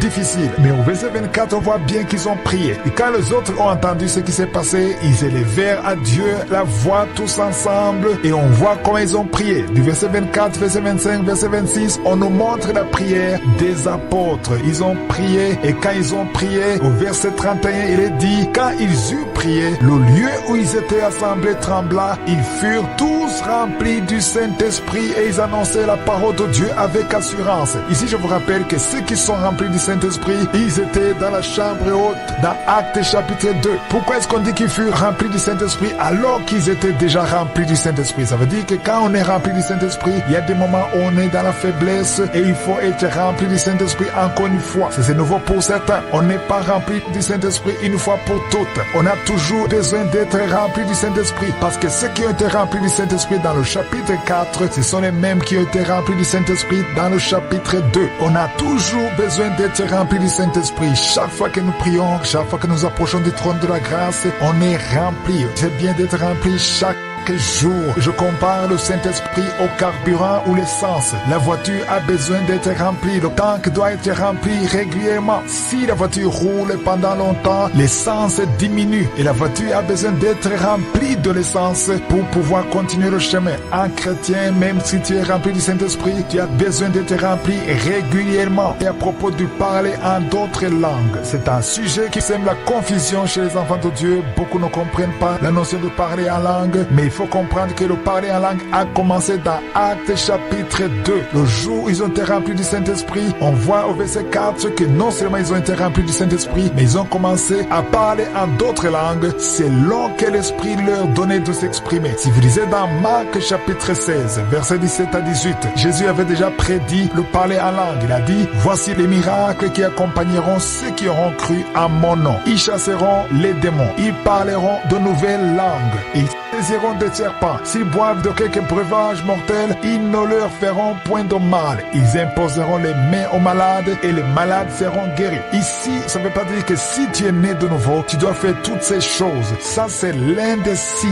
Le parler en langue, c'est l'un des signes. Ce sont les signes qui montrent que quelqu'un a cru en Jésus. Ce qu'il faut d'abord comprendre à propos du parler en langue, c'est que tu ne parles pas comme tu veux. C'est l'Esprit qui te donne comment t'exprimer. Parce que verset 4, dans Actes chapitre 2, verset 4, il dit, ils ont parlé en d'autres langues selon que l'Esprit leur donnait de s'exprimer. Ce n'est pas toi qui décides, parce que j'ai vu des gens qui apprennent à parler en langue. Il y a ceux qui enseignent les autres comment on parle en langue. Il y a même un serviteur de Dieu qui est célèbre, qui est connu dans le monde. J'ai appris qu'il y a des chrétiens qui apprennent à parler en langue comme lui. On n'imite personne. Ce n'est pas toi qui décides, c'est le Saint-Esprit qui te donne comment t'exprimer, qui te montre comment parler en langue. Il y a la langue des anges et la langue des hommes. Le parler en langue amène beaucoup de confusion dans l'église, parce qu'il y a beaucoup de doctrines. Dans certaines églises, on ne parle jamais en d'autres langues. Je ne sais pas si vous l'avez déjà remarqué, il y a des églises où on ne parle jamais en langue. D'autres parlent en langue quand il s'agit d'une prophétie. Il y a d'autres églises où tout le monde parle en langue. Je connais quelques églises, quand tu entres, tout le monde est en train de parler en langue. Quand tu entres dans cette église, tu es dans la confusion. Si tu es nouveau dans cette église, tu te perds, parce que c'est tout le monde qui parle en langue. Il y a beaucoup d'interprétations qui sont données par rapport au parler en langue. Certains disent que celui qui parle en langue, c'est un signe qu'il est spirituel. D'autres parlent de parler en langue comme étant rempli du Saint-Esprit. J'aimerais d'abord donner une lumière sur ce point. Dans Marc 16, versets 17 à 18, vous vous souvenez, on a lu ce passage, Marc 16, versets 17 à 18, c'est Jésus qui parlait des signes qui accompagneront ceux qui auront cru. C'est-à-dire ceux qui ont cru, ceux qui sont enfants de Dieu, il y a des signes qui montrent que quelqu'un a accepté Jésus. L'un des signes, c'est de chasser les démons, parler de nouvelles langues, saisir des serpents, imposer les mains aux malades, et les malades sont guéris. Ça, ce sont des signes. Ça ne veut pas dire qu'il faut avoir toutes ces choses. Donc, parler en d'autres langues, c'est un des signes de ceux qui ont cru en Jésus. Donc, si quelqu'un parle en langue, c'est un signe qu'il est rempli du Saint-Esprit, mais ce n'est pas la condition pour être rempli du Saint-Esprit. Je connais des gens qui ont été remplis du Saint-Esprit et qui ne parlent pas encore en langue. Moi, je vous donne mon exemple. Moi, quand j'ai donné ma vie à Jésus, j'ai passé au moins 10 ans étant rempli du Saint-Esprit, mais je ne parlais pas en langue. Ça, c'est mon expérience personnelle. J'étais rempli du Saint-Esprit. J'avais tous les signes de quelqu'un qui est rempli du Saint-Esprit, mais je ne parlais pas en langue. Ça m'a pris 10 ans pour pouvoir parler en langue. Le problème est que j'étais mal enseigné. On m'a mal enseigné à propos de parler en langue. On essayait de me montrer comment faire, des stratégies pour parler en langue. Mais le parler en langue, il faut comprendre qu'il n'y a aucune stratégie. C'est le Saint-Esprit qui te donne le parler en langue. Et le parler en langue n'est pas le seul signe qui montre que quelqu'un est rempli du Saint-Esprit. Je connais des doctrines où si tu ne parles pas en langue, tu n'es pas rempli du Saint-Esprit, et ce n'est pas vrai. Moi, j'ai mon expérience et je connais d'autres personnes qui ont été remplies du Saint-Esprit mais qui ne parlent pas encore en langue. Moi, j'ai passé 10 ans, j'étais rempli du Saint-Esprit, je ne parlais pas en langue. Donc, parler en langue, ce n'est pas le seul signe qui montre que quelqu'un est rempli du Saint-Esprit. Oui, bien sûr, si quelqu'un parle en langue, c'est un signe qu'il a été rempli du Saint-Esprit. Parce que souvenez-vous, dans Actes chapitre 2, verset 4, on nous dit que tout le monde a été rempli du Saint-Esprit. Mais au verset 3, si vous lisez le verset 3, on parle des langues semblables à des langues de feu qui ont apparu sur la tête de chacun d'eux. Est-ce qu'aujourd'hui, pour être rempli du Saint-Esprit, il faut avoir une langue semblable au feu sur la tête? Non. Parler en langue, c'est l'un des signes, mais ce n'est pas la condition pour être rempli du Saint-Esprit. Parce que ceux qui disent que les disciples ont été remplis du Saint-Esprit, ils ont parlé en langue, mais ce n'est pas seulement ça. Ils ont eu la langue semblable au feu sur la tête, mais ce n'est pas ça la condition. Dans le livre des Actes des Apôtres, si les disciples voyaient quelqu'un qui parlait en langue, on le baptisait immédiatement. Parce que pour eux, c'était un signe qu'il était déjà rempli du Saint-Esprit. Mais ce n'est pas la condition, ici je le répète encore, parce que beaucoup tombent dans cette confusion en croyant qu'ils ne sont pas remplis du Saint-Esprit juste parce qu'ils ne parlent pas en langue. Le parler en langue, c'est l'un des signes de quelqu'un qui a été rempli du Saint-Esprit. Dans 1 Corinthiens chapitre 14, verset 2, il est dit, en effet, celui qui parle en langue ne parle pas aux hommes, mais à Dieu, car personne ne le comprend, et c'est un esprit qui dit des mystères. Quand tu parles en langue, tu t'adresses pas aux hommes, mais tu t'adresses à Dieu. Au verset 3, il est dit, c'est lui qui prophétise au contraire, parle aux hommes, il les édifie, les exhorte et les console. Au verset 4, il est dit, c'est lui qui parle en langue, s'édifie lui-même. C'est lui qui prophétise, édifie l'église. Au verset 3, on dit que c'est lui qui prophétise au contraire, parle aux hommes et les édifie, les exhorte et les console. Ici, le troisième verset, on parle de la prophétie, non pas de parler en langue. Au verset 4, on dit que c'est lui qui parle en langue, s'édifie lui-même. Mais c'est lui qui prophétise, édifie l'église. C'est ça la différence. C'est lui qui prophétise, édifie l'église, mais c'est lui qui parle en langue, s'édifie lui-même. Il n'édifie pas l'église, mais il s'édifie lui-même. Lisons maintenant dans 1 Corinthiens 14, versets 6 à 11. Le verset 6, on dit, et maintenant, frères, de quelle utilité vous serais-je si je venais à vous parlant en langue et si je ne vous parlais pas par révélation ou par connaissance ou par prophétie ou par doctrine? Donc ici, on dit que si tu viens dans l'église et que tu parles en langue, tu ne prophétises pas, tu ne donnes pas une révélation, tu ne donnes pas une connaissance, tu ne n'édifie pas l'église. C'est ça. Il dit, de quelle utilité vous serais-je? Ici, il pose la question. Si je viens parler en langue, il n'y a aucune utilité pour l'église. Au verset 7, il dit, si les objets inanimés qui rendent un son comme une flûte ou une harpe ne rendent pas de son distinct, comment reconnaîtra-t-on ce qui est joué sur la flûte ou sur la harpe? Verset 8, et si la trompette rend un son confus qui se préparait au combat. Ici, il fait référence à l'époque où à la guerre, on suivait le son de la trompette. Ceux qui étaient au combat suivaient le son de la trompette, c'est-à-dire il fallait interpréter la trompette. Si quelqu'un parle en langue et tu ne comprends pas ce qu'il dit, ça ne sert à rien dans l'église. Au verset 9, il dit, de même vous, si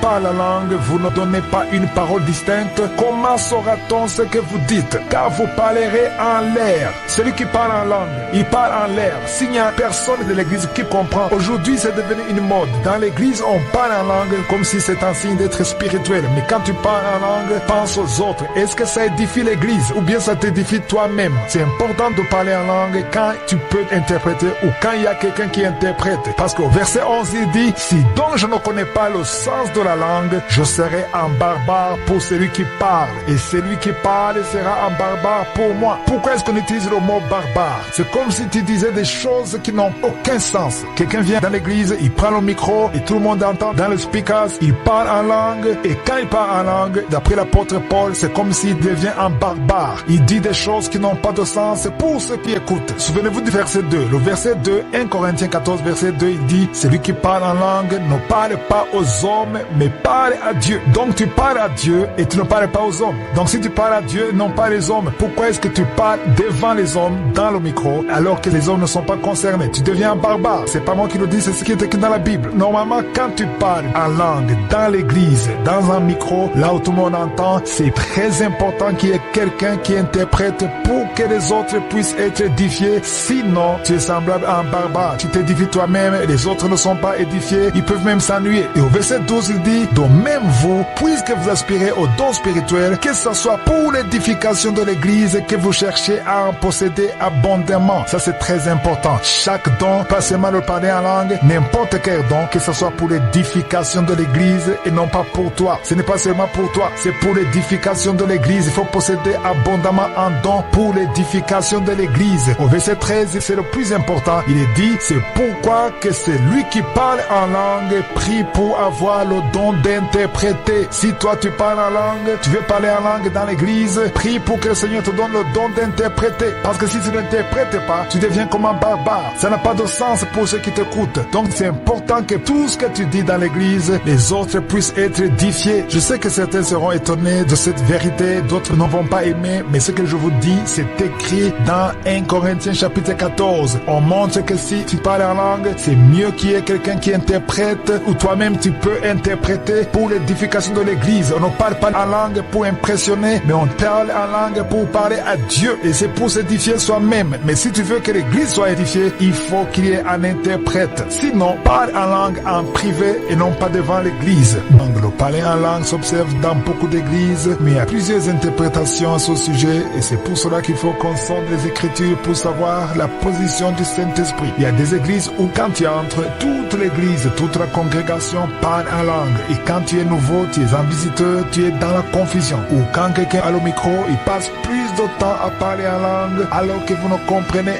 rien du tout. Souvenez-vous ce que nous avons lu dans 1 Corinthiens 14, verset 2. Il est dit que celui qui parle en langue ne parle pas aux hommes, mais à Dieu. Donc tu es devant les hommes, tu es en train de parler en langue alors que les hommes ne comprennent pas ce que tu es en train de dire. La parole de Dieu dit que celui qui parle en langue ne parle pas aux hommes, mais parle à Dieu, car personne ne le comprend. C'est ce qui est écrit dans 1 Corinthiens 14, verset 2. Personne ne te comprend. Si tu parles en langue, personne ne te comprend. Mais aujourd'hui, le parler en langue est devenu comme un signe de quelqu'un qui est spirituel. Il y a des gens qui veulent prouver qu'ils sont spirituels et ils parlent souvent en langue, mais en réalité, ils ne communiquent rien du tout parce que la parole de Dieu dit qu'ils ne parlent pas aux hommes, mais ils parlent à Dieu. Et quand tu parles en langue, tu t'édifies toi-même. C'est toi qui es édifié, mais tu n'édifies pas les autres. Quand tu viens à l'église, ce n'est pas pour toi, c'est pour aussi les autres. Jésus a dit, aimez-vous les uns des autres, c'est alors qu'ils sauront que vous êtes mes disciples. Si tu veux être être le disciple de Jésus, tu dois t'occuper des autres. Au verset 13, il est dit que c'est lui qui parle en langue, prie pour avoir le don d'interpréter. Voilà pourquoi il faut avoir le don d'interpréter. Si elle parle en langue dans l'église, c'est important qu'il y ait le don d'interpréter. Si c'est toi qui parles en langue, soit tu interprètes toi-même si tu as le don. Et si tu n'as pas le don, il faut qu'il y ait quelqu'un dans l'église qui a le don d'interpréter. Si toi tu n'as pas le don d'interpréter et que dans l'église, il n'y a personne qui peut interpréter tes langues, donc c'est mieux de parler en langue chez toi, à la maison, pas devant la congrégation, parce que les autres ne vont pas comprendre ce que tu dis. Et au verset 15, il disait 1 Corinthiens 14,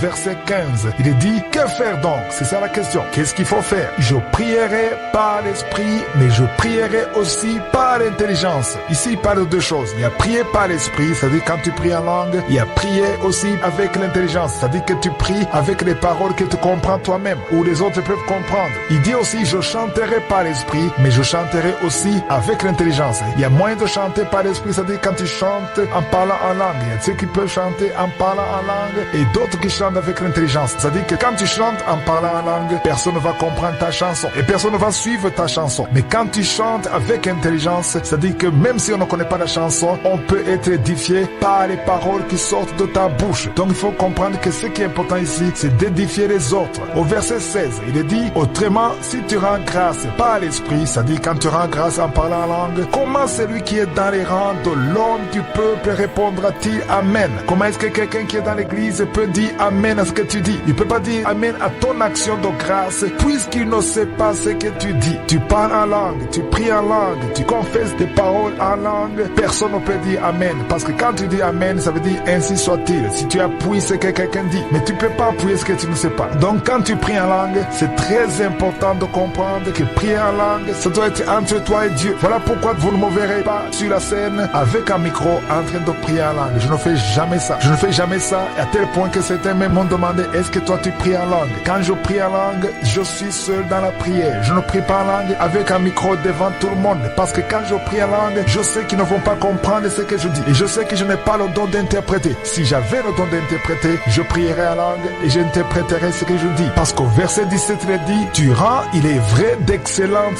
actions de grâce, mais l'autre n'est pas édifié. Donc quand tu pries en langue, c'est très excellent. Il y a des actions de grâce par excellence, mais l'autre n'est pas édifié. Celui qui est avec toi dans l'église n'est pas édifié. Donc c'est toi, c'est juste toi. Tu n'édifies personne. Et le but de venir à l'église, pourquoi tu as quitté la maison et venir à l'église? C'est pour donner aux autres, c'est pour partager avec les autres. Donc tu rends d'excellentes actions de grâce, mais l'autre n'est pas édifié. Au verset 18, il est dit, je rends grâce à Dieu de ce que je parle en langue plus que vous tous. Donc Paul parle en langue plus que tout le monde. Il passe plus de temps à parler en langue. Mais au verset 19, je vais vous demander de lire le verset 19, il dit, mais dans l'église, il a dit, mais dans l'église. Pourquoi il dit mais dans l'église? Au verset 18, à la maison, il parle en langue plus que tout le monde. Il passe des heures à parler en langue. Mais au verset 19, il dit, mais dans l'église, j'aime mieux dire 5 paroles avec mon intelligence afin d'instruire aussi les autres que 10 000 paroles en langue. Ça, c'est très profond. Il préfère dire 5 paroles avec son intelligence, les paroles que tout le monde peut comprendre, au lieu de dire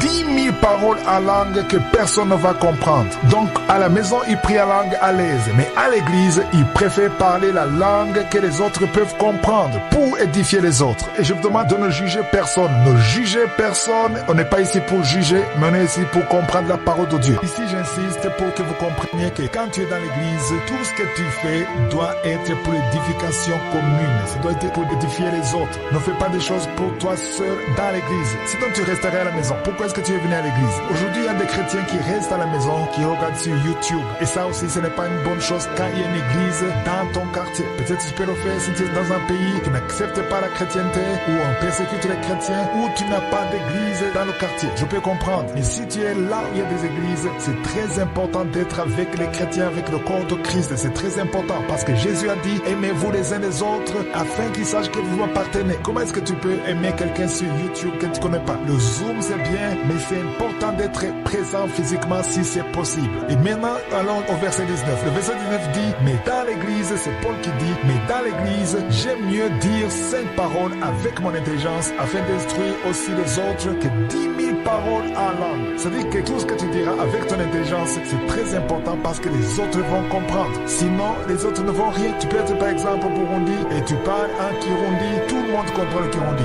Le Burundi Burundais. Au Burundi, on a une seule langue, c'est le Kirundi. Tout le monde va te comprendre. Si tu viens prêcher en Kirundi, tous les Burundais vont comprendre ce que tu dis. Mais si tu prêches en chinois, s'il n'y a pas d'interprète, il n'y a que les Burundais, peut-être qui ont étudié en Chine, qui vont te comprendre. Les autres ne vont rien comprendre. Si tu viens par exemple dans l'église où je suis et tu prêches en chinois, personne ne va te comprendre. Il faut absolument un interprète qui interprète du Kirundi au chinois. S'il n'y a pas d'interprète, tu parles à toi-même. Dieu comprend ce que tu dis, mais nous ne comprenons rien. Il faut absolument un interprète. Voilà pourquoi quand tu parles en langue, c'est mieux qu'il y ait un interprète. C'est la raison pour laquelle tu ne me verras jamais avec un micro en train de parler en langue. Pourquoi? Parce que jusqu'à maintenant, je n'ai pas le don d'interpréter les langues. Donc je ne peux pas parler en langue si je n'ai pas le don d'interpréter. Bien sûr, ça peut peut-être arriver d'une façon, mais je me retiens. Je me retiens parce que je ne peux pas continuer à parler en langue alors que les autres ne comprennent pas ce que je dis. À moins qu'il y ait quelqu'un qui ait le don d'interpréter les langues. Je peux parler en langue s'il y a un interprète qui va interpréter ce que je suis en train de dire. Mais s'il n'y a pas d'interprète, je prie en langue chez moi, seul,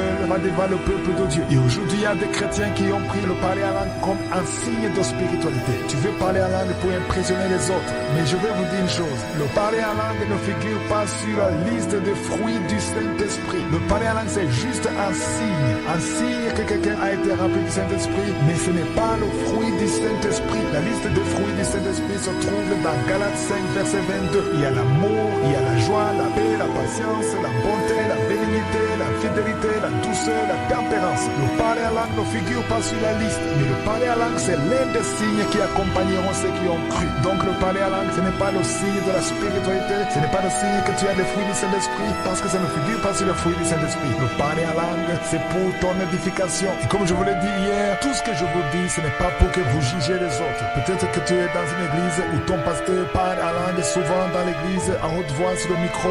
Ne le jugez pas et ne jugez personne. Cet enseignement, ce n'est pas pour juger les serviteurs de Dieu, mais c'est pour avoir une lumière sur la parole de Dieu. Si quelqu'un d'autre le fait, c'est peut-être parce que la personne n'a pas encore compris, mais ne juge pas et ne dis pas qu'il est dans la chair ou dans le cœur. Non, ce n'est pas ça. Mais je suis en train de vous montrer des paroles qui sont dans la Bible, dans la parole de Dieu. Je dois souligner ça parce qu'il y a ceux qui peuvent entendre ça et commencent à juger les autres. 1 Corinthiens 14, verset 22. Il est dit, par conséquent, les langues sont un signe non pour les croyants, mais pour les non-croyants. La prophétie, au contraire, est un signe non pour les non-croyants, mais pour les croyants. Ici, on comprend que le parler en langue, c'est un signe pour les païens et non pour les croyants. Mais par contre, la prophétie, c'est un signe pour les croyants, les chrétiens et non pour les païens. Comme je vous l'ai déjà dit, il faut savoir qu'il y a deux sortes de langues. Il y a des langues des hommes et les langues des anges. On peut lire ça dans 1 Corinthiens 13, le premier verset. Il est dit, quand je parlerai les langues des hommes et des anges. Ici, on parle des langues des hommes et des anges. Quand tu parles la langue des hommes, c'est-à-dire que tu parles la langue que les hommes peuvent comprendre. C'est-à-dire que tu es congolais et tu parles chinois alors que tu ne connais pas le chinois. Tu peux être gabonais et tu parles italien alors que tu n'es pas italien. C'est-à-dire que quand dans une église, il y a un italien qui t'entend, tu parles en italien alors que tu es gabonais et l'italien va comprendre ce que tu dis. C'est ce qui s'est passé le jour de Pentecôte. C'est pour cela que dans 1 Corinthiens 14, verset 22, il est dit que les langues sont un signe non pour les croyants,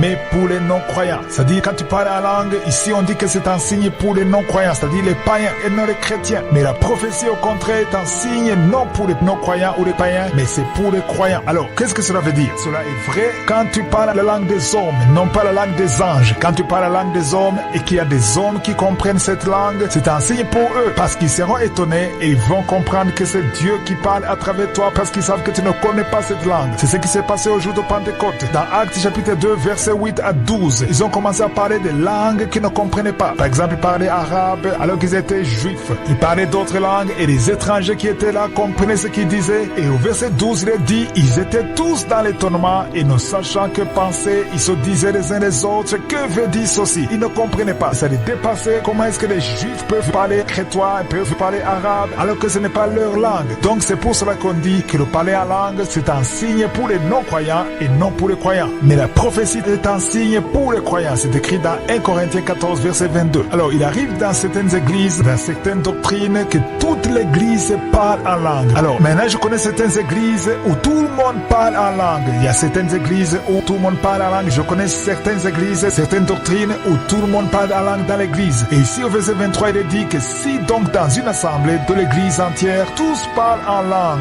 et qu'il survienne des hommes du peuple ou des non-croyants, c'est-à-dire les païens, et ne diront-ils pas que vous êtes fous? Ici, c'est pas moi qui parle de folie, mais c'est écrit au verset 23. Dans Louis II, il est écrit, ne diront-ils pas que vous êtes fous? Parce qu'un non-croyant, un païen qui entre dans une église, ce qu'il veut, il veut comprendre ce que vous dites et il veut le salut. Il a besoin de se repentir. Mais quand vous parlez en langue, il ne comprend absolument rien. Il y a des églises comme ça, quand il entre, tout le monde parle en langue et c'est la confusion pour les visiteurs, c'est la confusion pour les païens. Parce que l'église, c'est d'abord pour édifier ceux qui sont dans l'église et pour ouvrir une porte pour les païens ou les non-croyants pour qu'ils puissent être sauvés. Et au verset 24, il dit, mais si tous prophétisent et qu'il survienne quelqu'un non-croyant ou un homme du peuple, il est convaincu par tous, il est jugé par tous. Maintenant, on voit bien que quelqu'un qui vient et qui écoute la prophétie dans la langue qu'il comprend, ça va l'édifier, il peut être jugé et il peut se repentir, il peut comprendre qu'il est pécheur parce que tu as parlé la langue qu'il comprend. Ça, c'est très important. Je connais quelqu'un qui m'a dit un jour, il est entré dans une église où tous parlaient la langue. Il m'a dit que quand il est entré, c'était comme si c'était des abeilles, il était dans la confusion. Et quand il est sorti de l'église, il avait une mauvaise image de l'église parce qu'il ne comprenait pas ce qui s'est passé. Le verset 24, il est dit, mais si tous prophétisent et qu'il survient quelqu'un non-croyant ou un simple homme du peuple, il est convaincu par tous, il est jugé par tous. Il peut même donner sa vie à Christ à cet instant même grâce à la parole vivante qui vient du Saint-Esprit car il aura compris ce que vous dites. Ainsi, il est bon qu'il y ait quelqu'un pour interpréter. Si vous parlez en langue dans l'église, c'est très important qu'il y ait quelqu'un qui interprète. Parmi les dons du Saint-Esprit, il y a le don d'interpréter des langues. Surtout quand tu as le micro, quand tout le monde doit t'écouter et tu parles longtemps en langue, tu crées la confusion et surtout pour ceux qui ne sont pas sauvés. Peut-être les chrétiens peuvent patienter, ils se disent que tu dis des choses, des mystères de Dieu, ils ont confiance, mais ceux qui ne comprennent pas, ils sont dans la confusion parce que l'église est ouverte à tout le monde,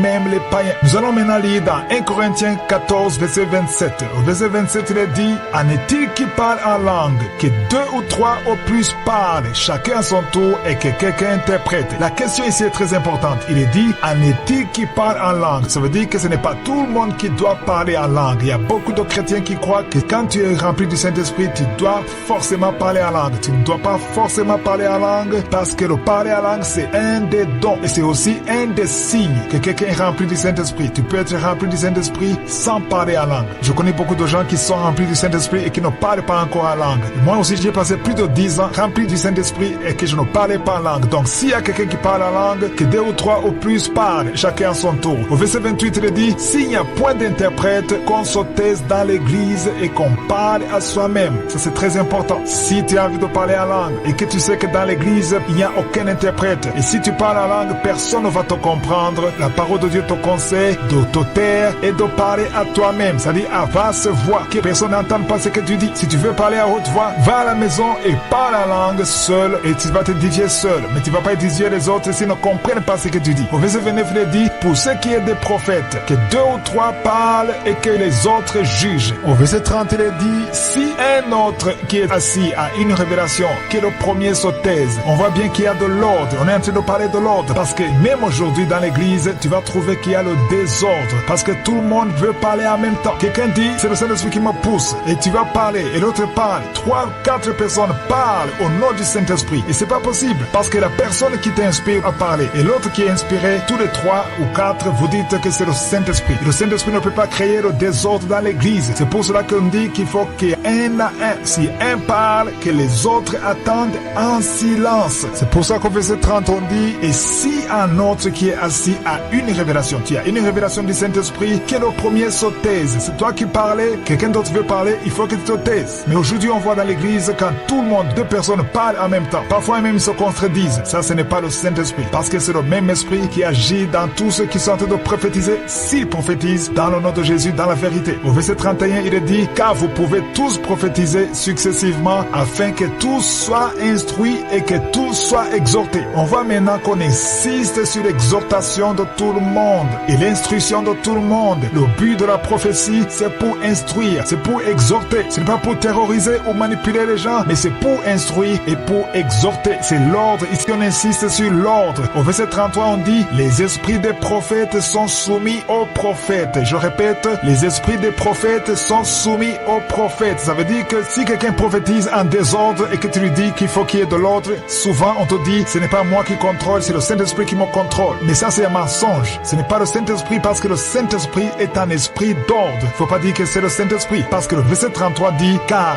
Dieu n'est pas un Dieu de désordre, mais de paix. Ça, c'est important. Dieu n'est pas un Dieu de désordre, désordre, mais de paix. Donc s'il y a désordre dans l'église, n'attribuez pas ça au Saint-Esprit. Ce n'est pas la faute du Saint-Esprit, c'est nous qui sommes en désordre. Donc quand il y a le Saint-Esprit, il y a de l'ordre. Qui est le Saint-Esprit? Avant tout, il faut comprendre que ceux qui prophétisent par le Saint-Esprit. C'est le Saint-Esprit qui inspire les prophéties. Si tu es un enfant de Dieu, aujourd'hui dans le Nouveau Testament, c'est le Saint-Esprit qui t'inspire. Tu peux pas prophétiser de toi-même, c'est le Saint-Esprit qui te fait parler. Même dans l'Ancien Testament, c'est le Saint-Esprit qui poussait le prophète à prophétiser. Mais avant de commencer à parler du Saint-Esprit, j'aimerais d'abord éclaircir quelque chose. Il faut qu'on comprenne la différence entre l'Ancienne Alliance et la Nouvelle Alliance concernant la prophétie. Parce qu'aujourd'hui, dans beaucoup d'églises, on est dans la confusion. J'ai vu beaucoup d'églises aujourd'hui dans la Nouvelle Alliance qui se comportent exactement comme si on était dans l'Ancienne Alliance. Parce que dans l'Ancienne Alliance, il n'y avait que les prophètes qui parlaient et Dieu parlait à travers les prophètes. C'est-à-dire le peuple de Dieu, le peuple d'Israël était conduit par le prophète. Par exemple, quand il s'agissait de Samuel, le peuple suivait Samuel. Quand il s'agissait d'Élie, on suivait Élie. Tout ce que le prophète disait, c'était Dieu qui parlait. On ne discutait pas, on suivait à la lettre tout ce que disait le prophète parce que c'est le prophète qui avait la capacité de parler de la part de Dieu. Ça dit que le Saint-Esprit venait sur le prophète pendant un moment et après il partait. Ça dit qu'il n'était pas rempli du Saint-Esprit comme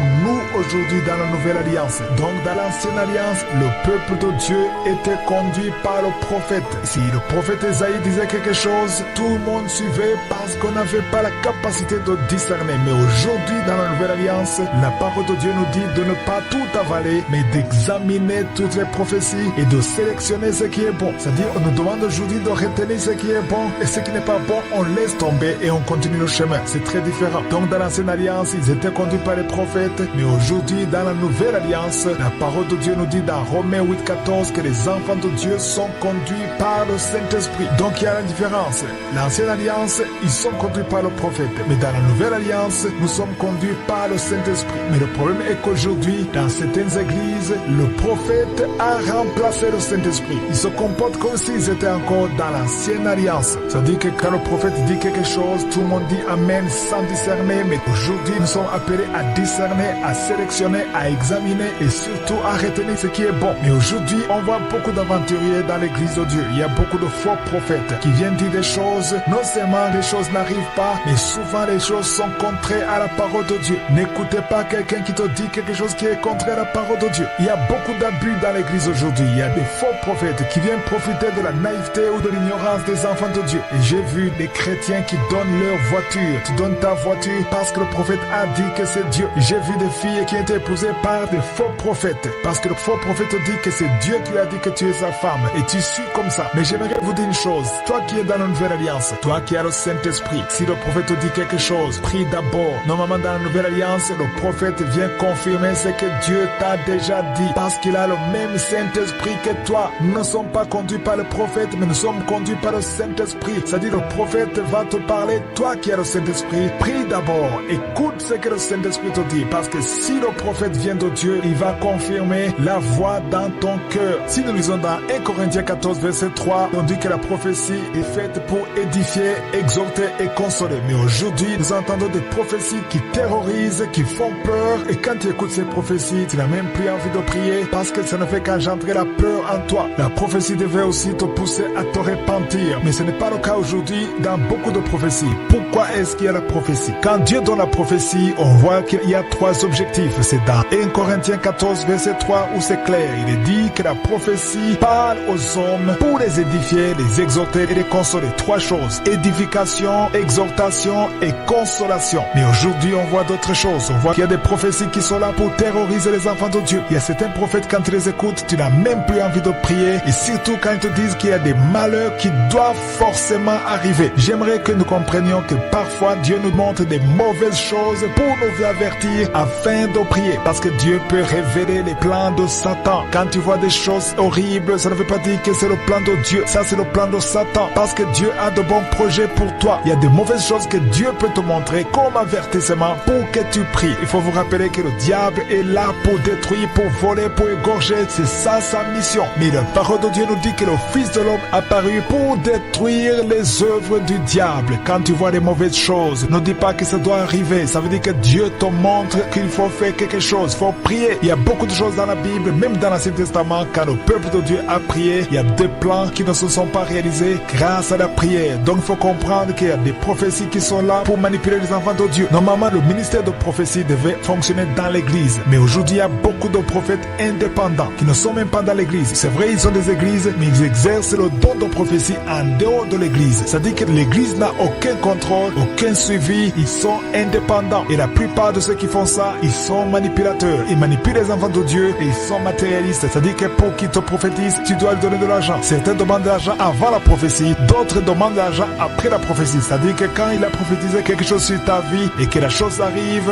ou juste après la prophétie, il faut donner quelque chose, il faut donner les moyens, il faut donner l'argent. Et si tu ne donnes pas l'argent, la prochaine fois quand tu l'appelles, il ne viendra pas. Moi, je vous le dis par expérience. Il y a une période de ma vie où j'étais désespéré et je courais derrière tous les prophètes. Quand on me disait qu'il y a un prophète, je courais derrière eux parce que j'étais complètement désespéré. Et je me suis rendu compte que si on ne donne pas l'argent, ces faux prophètes ne voulaient même pas répondre à ton appel. Et la plupart de ceux qui font ça, ce sont des prophètes qui prophétisent sur les choses matérielles. Ils ne prophétisent que sur la prospérité. On a vu que dans 1 Corinthiens 14, verset 3, la prophétie est là pour édifier, exhorter et consoler. Mais si tu continues de lire dans 1 Corinthiens 14, on voit aussi que la prophétie amène quelqu'un à la repentance. Aujourd'hui, il y a peu de prophéties qui amènent à la repentance. Dans 1 Corinthiens 14, verset 24-25, il est dit, mais si tous prophétisent et qu'il survienne quelqu'un non-croyant ou un homme du peuple, c'est-à-dire un païen, il est convaincu par tous, il est jugé par tous. On voit bien qu'il est jugé par la prophétie. Et au verset 25, il est dit, les secrets de son cœur sont dévoilés de telle sorte que tombant sur sa face, il adorera Dieu et publiera que Dieu est réellement au milieu de vous. C'est-à-dire que le pécheur qui vient dans l'église, il entend une prophétie et la prophétie révèle le secret de son cœur. Donc il y a ces péchés qui sont dévoilés. Au verset 25. Donc cette prophétie le pousse à la repentance. Mais aujourd'hui, il y a très peu de prophéties qui poussent à la repentance. Parce que moi, j'ai vu personnellement des païens, des adultères, quelqu'un qui est adultère. Tout le monde dans la salle connaît que c'est un adultère. Mais le prophète vient, il commence à prophétiser, il commence à parler des étages, il commence à parler des jeeps, des voitures, de l'argent, des contrats. Et il ne mentionne pas sa vie pécheresse alors que tout le monde est au courant que c'est un adultère. Est-ce que le Saint-Esprit s'intéresse seulement aux choses matérielles?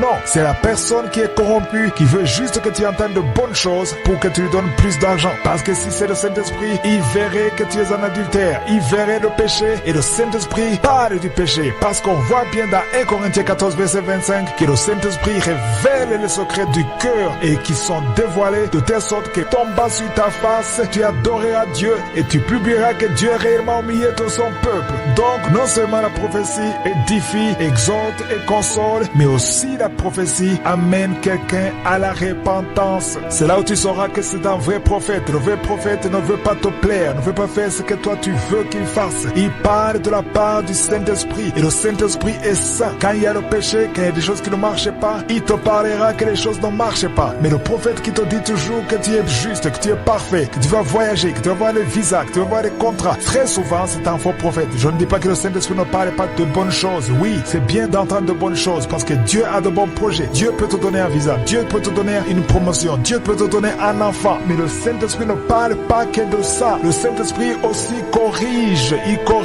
il redresse les enfants de Dieu. Si tu es une femme et que le Saint-Esprit te montre qu'il y a une autre femme qui veut coucher avec ton mari ou ton mari, il est lié par le diable en te montrant l'adultère. Si tu as le Saint-Esprit, tu comprends que le Saint-Esprit t'avertit qu'il faut prier et lutter pour ton mari. Parce que Jésus est venu détruire les œuvres du diable. À l'époque, dans l'Ancienne Alliance, un prophète était craint parce que tout ce qu'il disait, tout le monde suivait. On n'avait pas la capacité de vérifier. Le seul moyen de vérifier si le prophète était de Dieu, c'est d'attendre l'accomplissement de ce qu'il a dit. Mais aujourd'hui, ce n'est pas seulement ça qui nous permet de savoir si le prophète vient de Dieu. Parce que Jésus a dit, vous les reconnaîtrez par le fruit. Donc il y a le fruit de la repentance qui nous montre que c'est un vrai prophète. Il y a l'accomplissement bien sûr. Il y a aussi le discernement. Il y a le Saint-Esprit qui est en toi qui confirme. Par exemple, s'il prophétise des choses sur toi, il y a le Saint-Esprit qui confirme que ce qu'il dit est vrai. Et souvent le prophète vient confirmer ce que Dieu t'a déjà parlé. Parfois Dieu te parle d'une chose et tu doutes et il envoie un prophète pour confirmer que ça vient de Dieu. C'est ça la différence entre l'Ancienne Alliance et la Nouvelle Alliance. Parce que dans l'Ancienne Alliance, on devait accepter tout ce qu'il disait. Mais dans la Nouvelle Alliance, dans 1 Thessaloniciens 5, verset 20 à 21, il est dit qu'on ne doit pas mépriser les prophéties, mais qu'il faut plutôt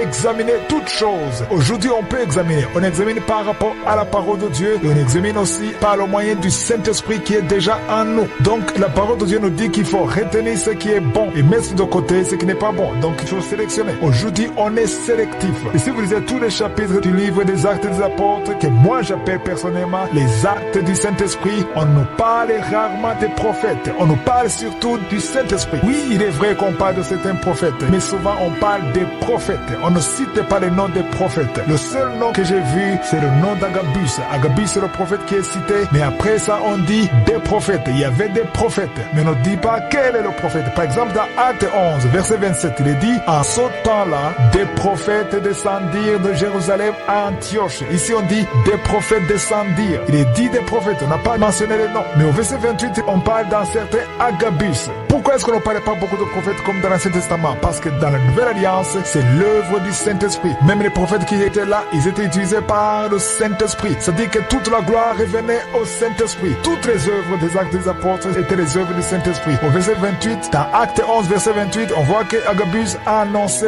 par l'Esprit qu'il y aurait une grande famine sur toute la terre. Donc il annonce ce qui allait arriver par le Saint-Esprit. E majuscule. Au verset 29, les disciples ont résolu de collecter de l'argent afin d'assister les autres frères. Donc ils voulaient réagir par rapport à la prophétie. Ils voulaient aider les autres frères afin qu'ils ne meurent pas de faim. Cela veut dire que le prophète Agabus n'a pas ordonné ce qu'il fallait faire. Il a juste informé, mais eux qui avaient le Saint-Esprit, ils ont suivi la voie du Saint-Esprit. Aujourd'hui, quand le prophète te parle d'une chose, il ne doit pas t'ordonner ce qu'il faut faire. Il peut t'annoncer ce que Dieu veut t'annoncer, mais toi tu vas prendre la décision parce que tu as le Saint-Esprit. Dans l'ancienne alliance, c'était différent. Le prophète te disait exactement ce qu'il fallait faire. Dans Acte 21, verset 10 à 14, on nous parle encore d'Agabus. Le même Agabus, il a prédit que Paul allait souffrir et les disciples ont mal réagi. Ils ont réagi dans la chair. Ils voulaient l'empêcher d'y aller pour éviter qu'il souffre. Ils ont essayé de le persuader afin de ne pas monter à Jérusalem. Mais puisque Paul avait le Saint-Esprit en lui, il n'a pas cédé. Il a préféré écouter le Saint-Esprit plutôt qu'écouter les frères et sœurs. Donc, toi qui m'écoutes, il faut toujours écouter le Saint-Esprit plutôt qu'écouter les hommes. Je ne terminerai pas cet enseignement sans mentionner que le Saint-Esprit prie pour nous. Lisons cela dans Romains 8, verset 26. Le Saint-Esprit intercède pour nous. Non seulement le Saint-Esprit,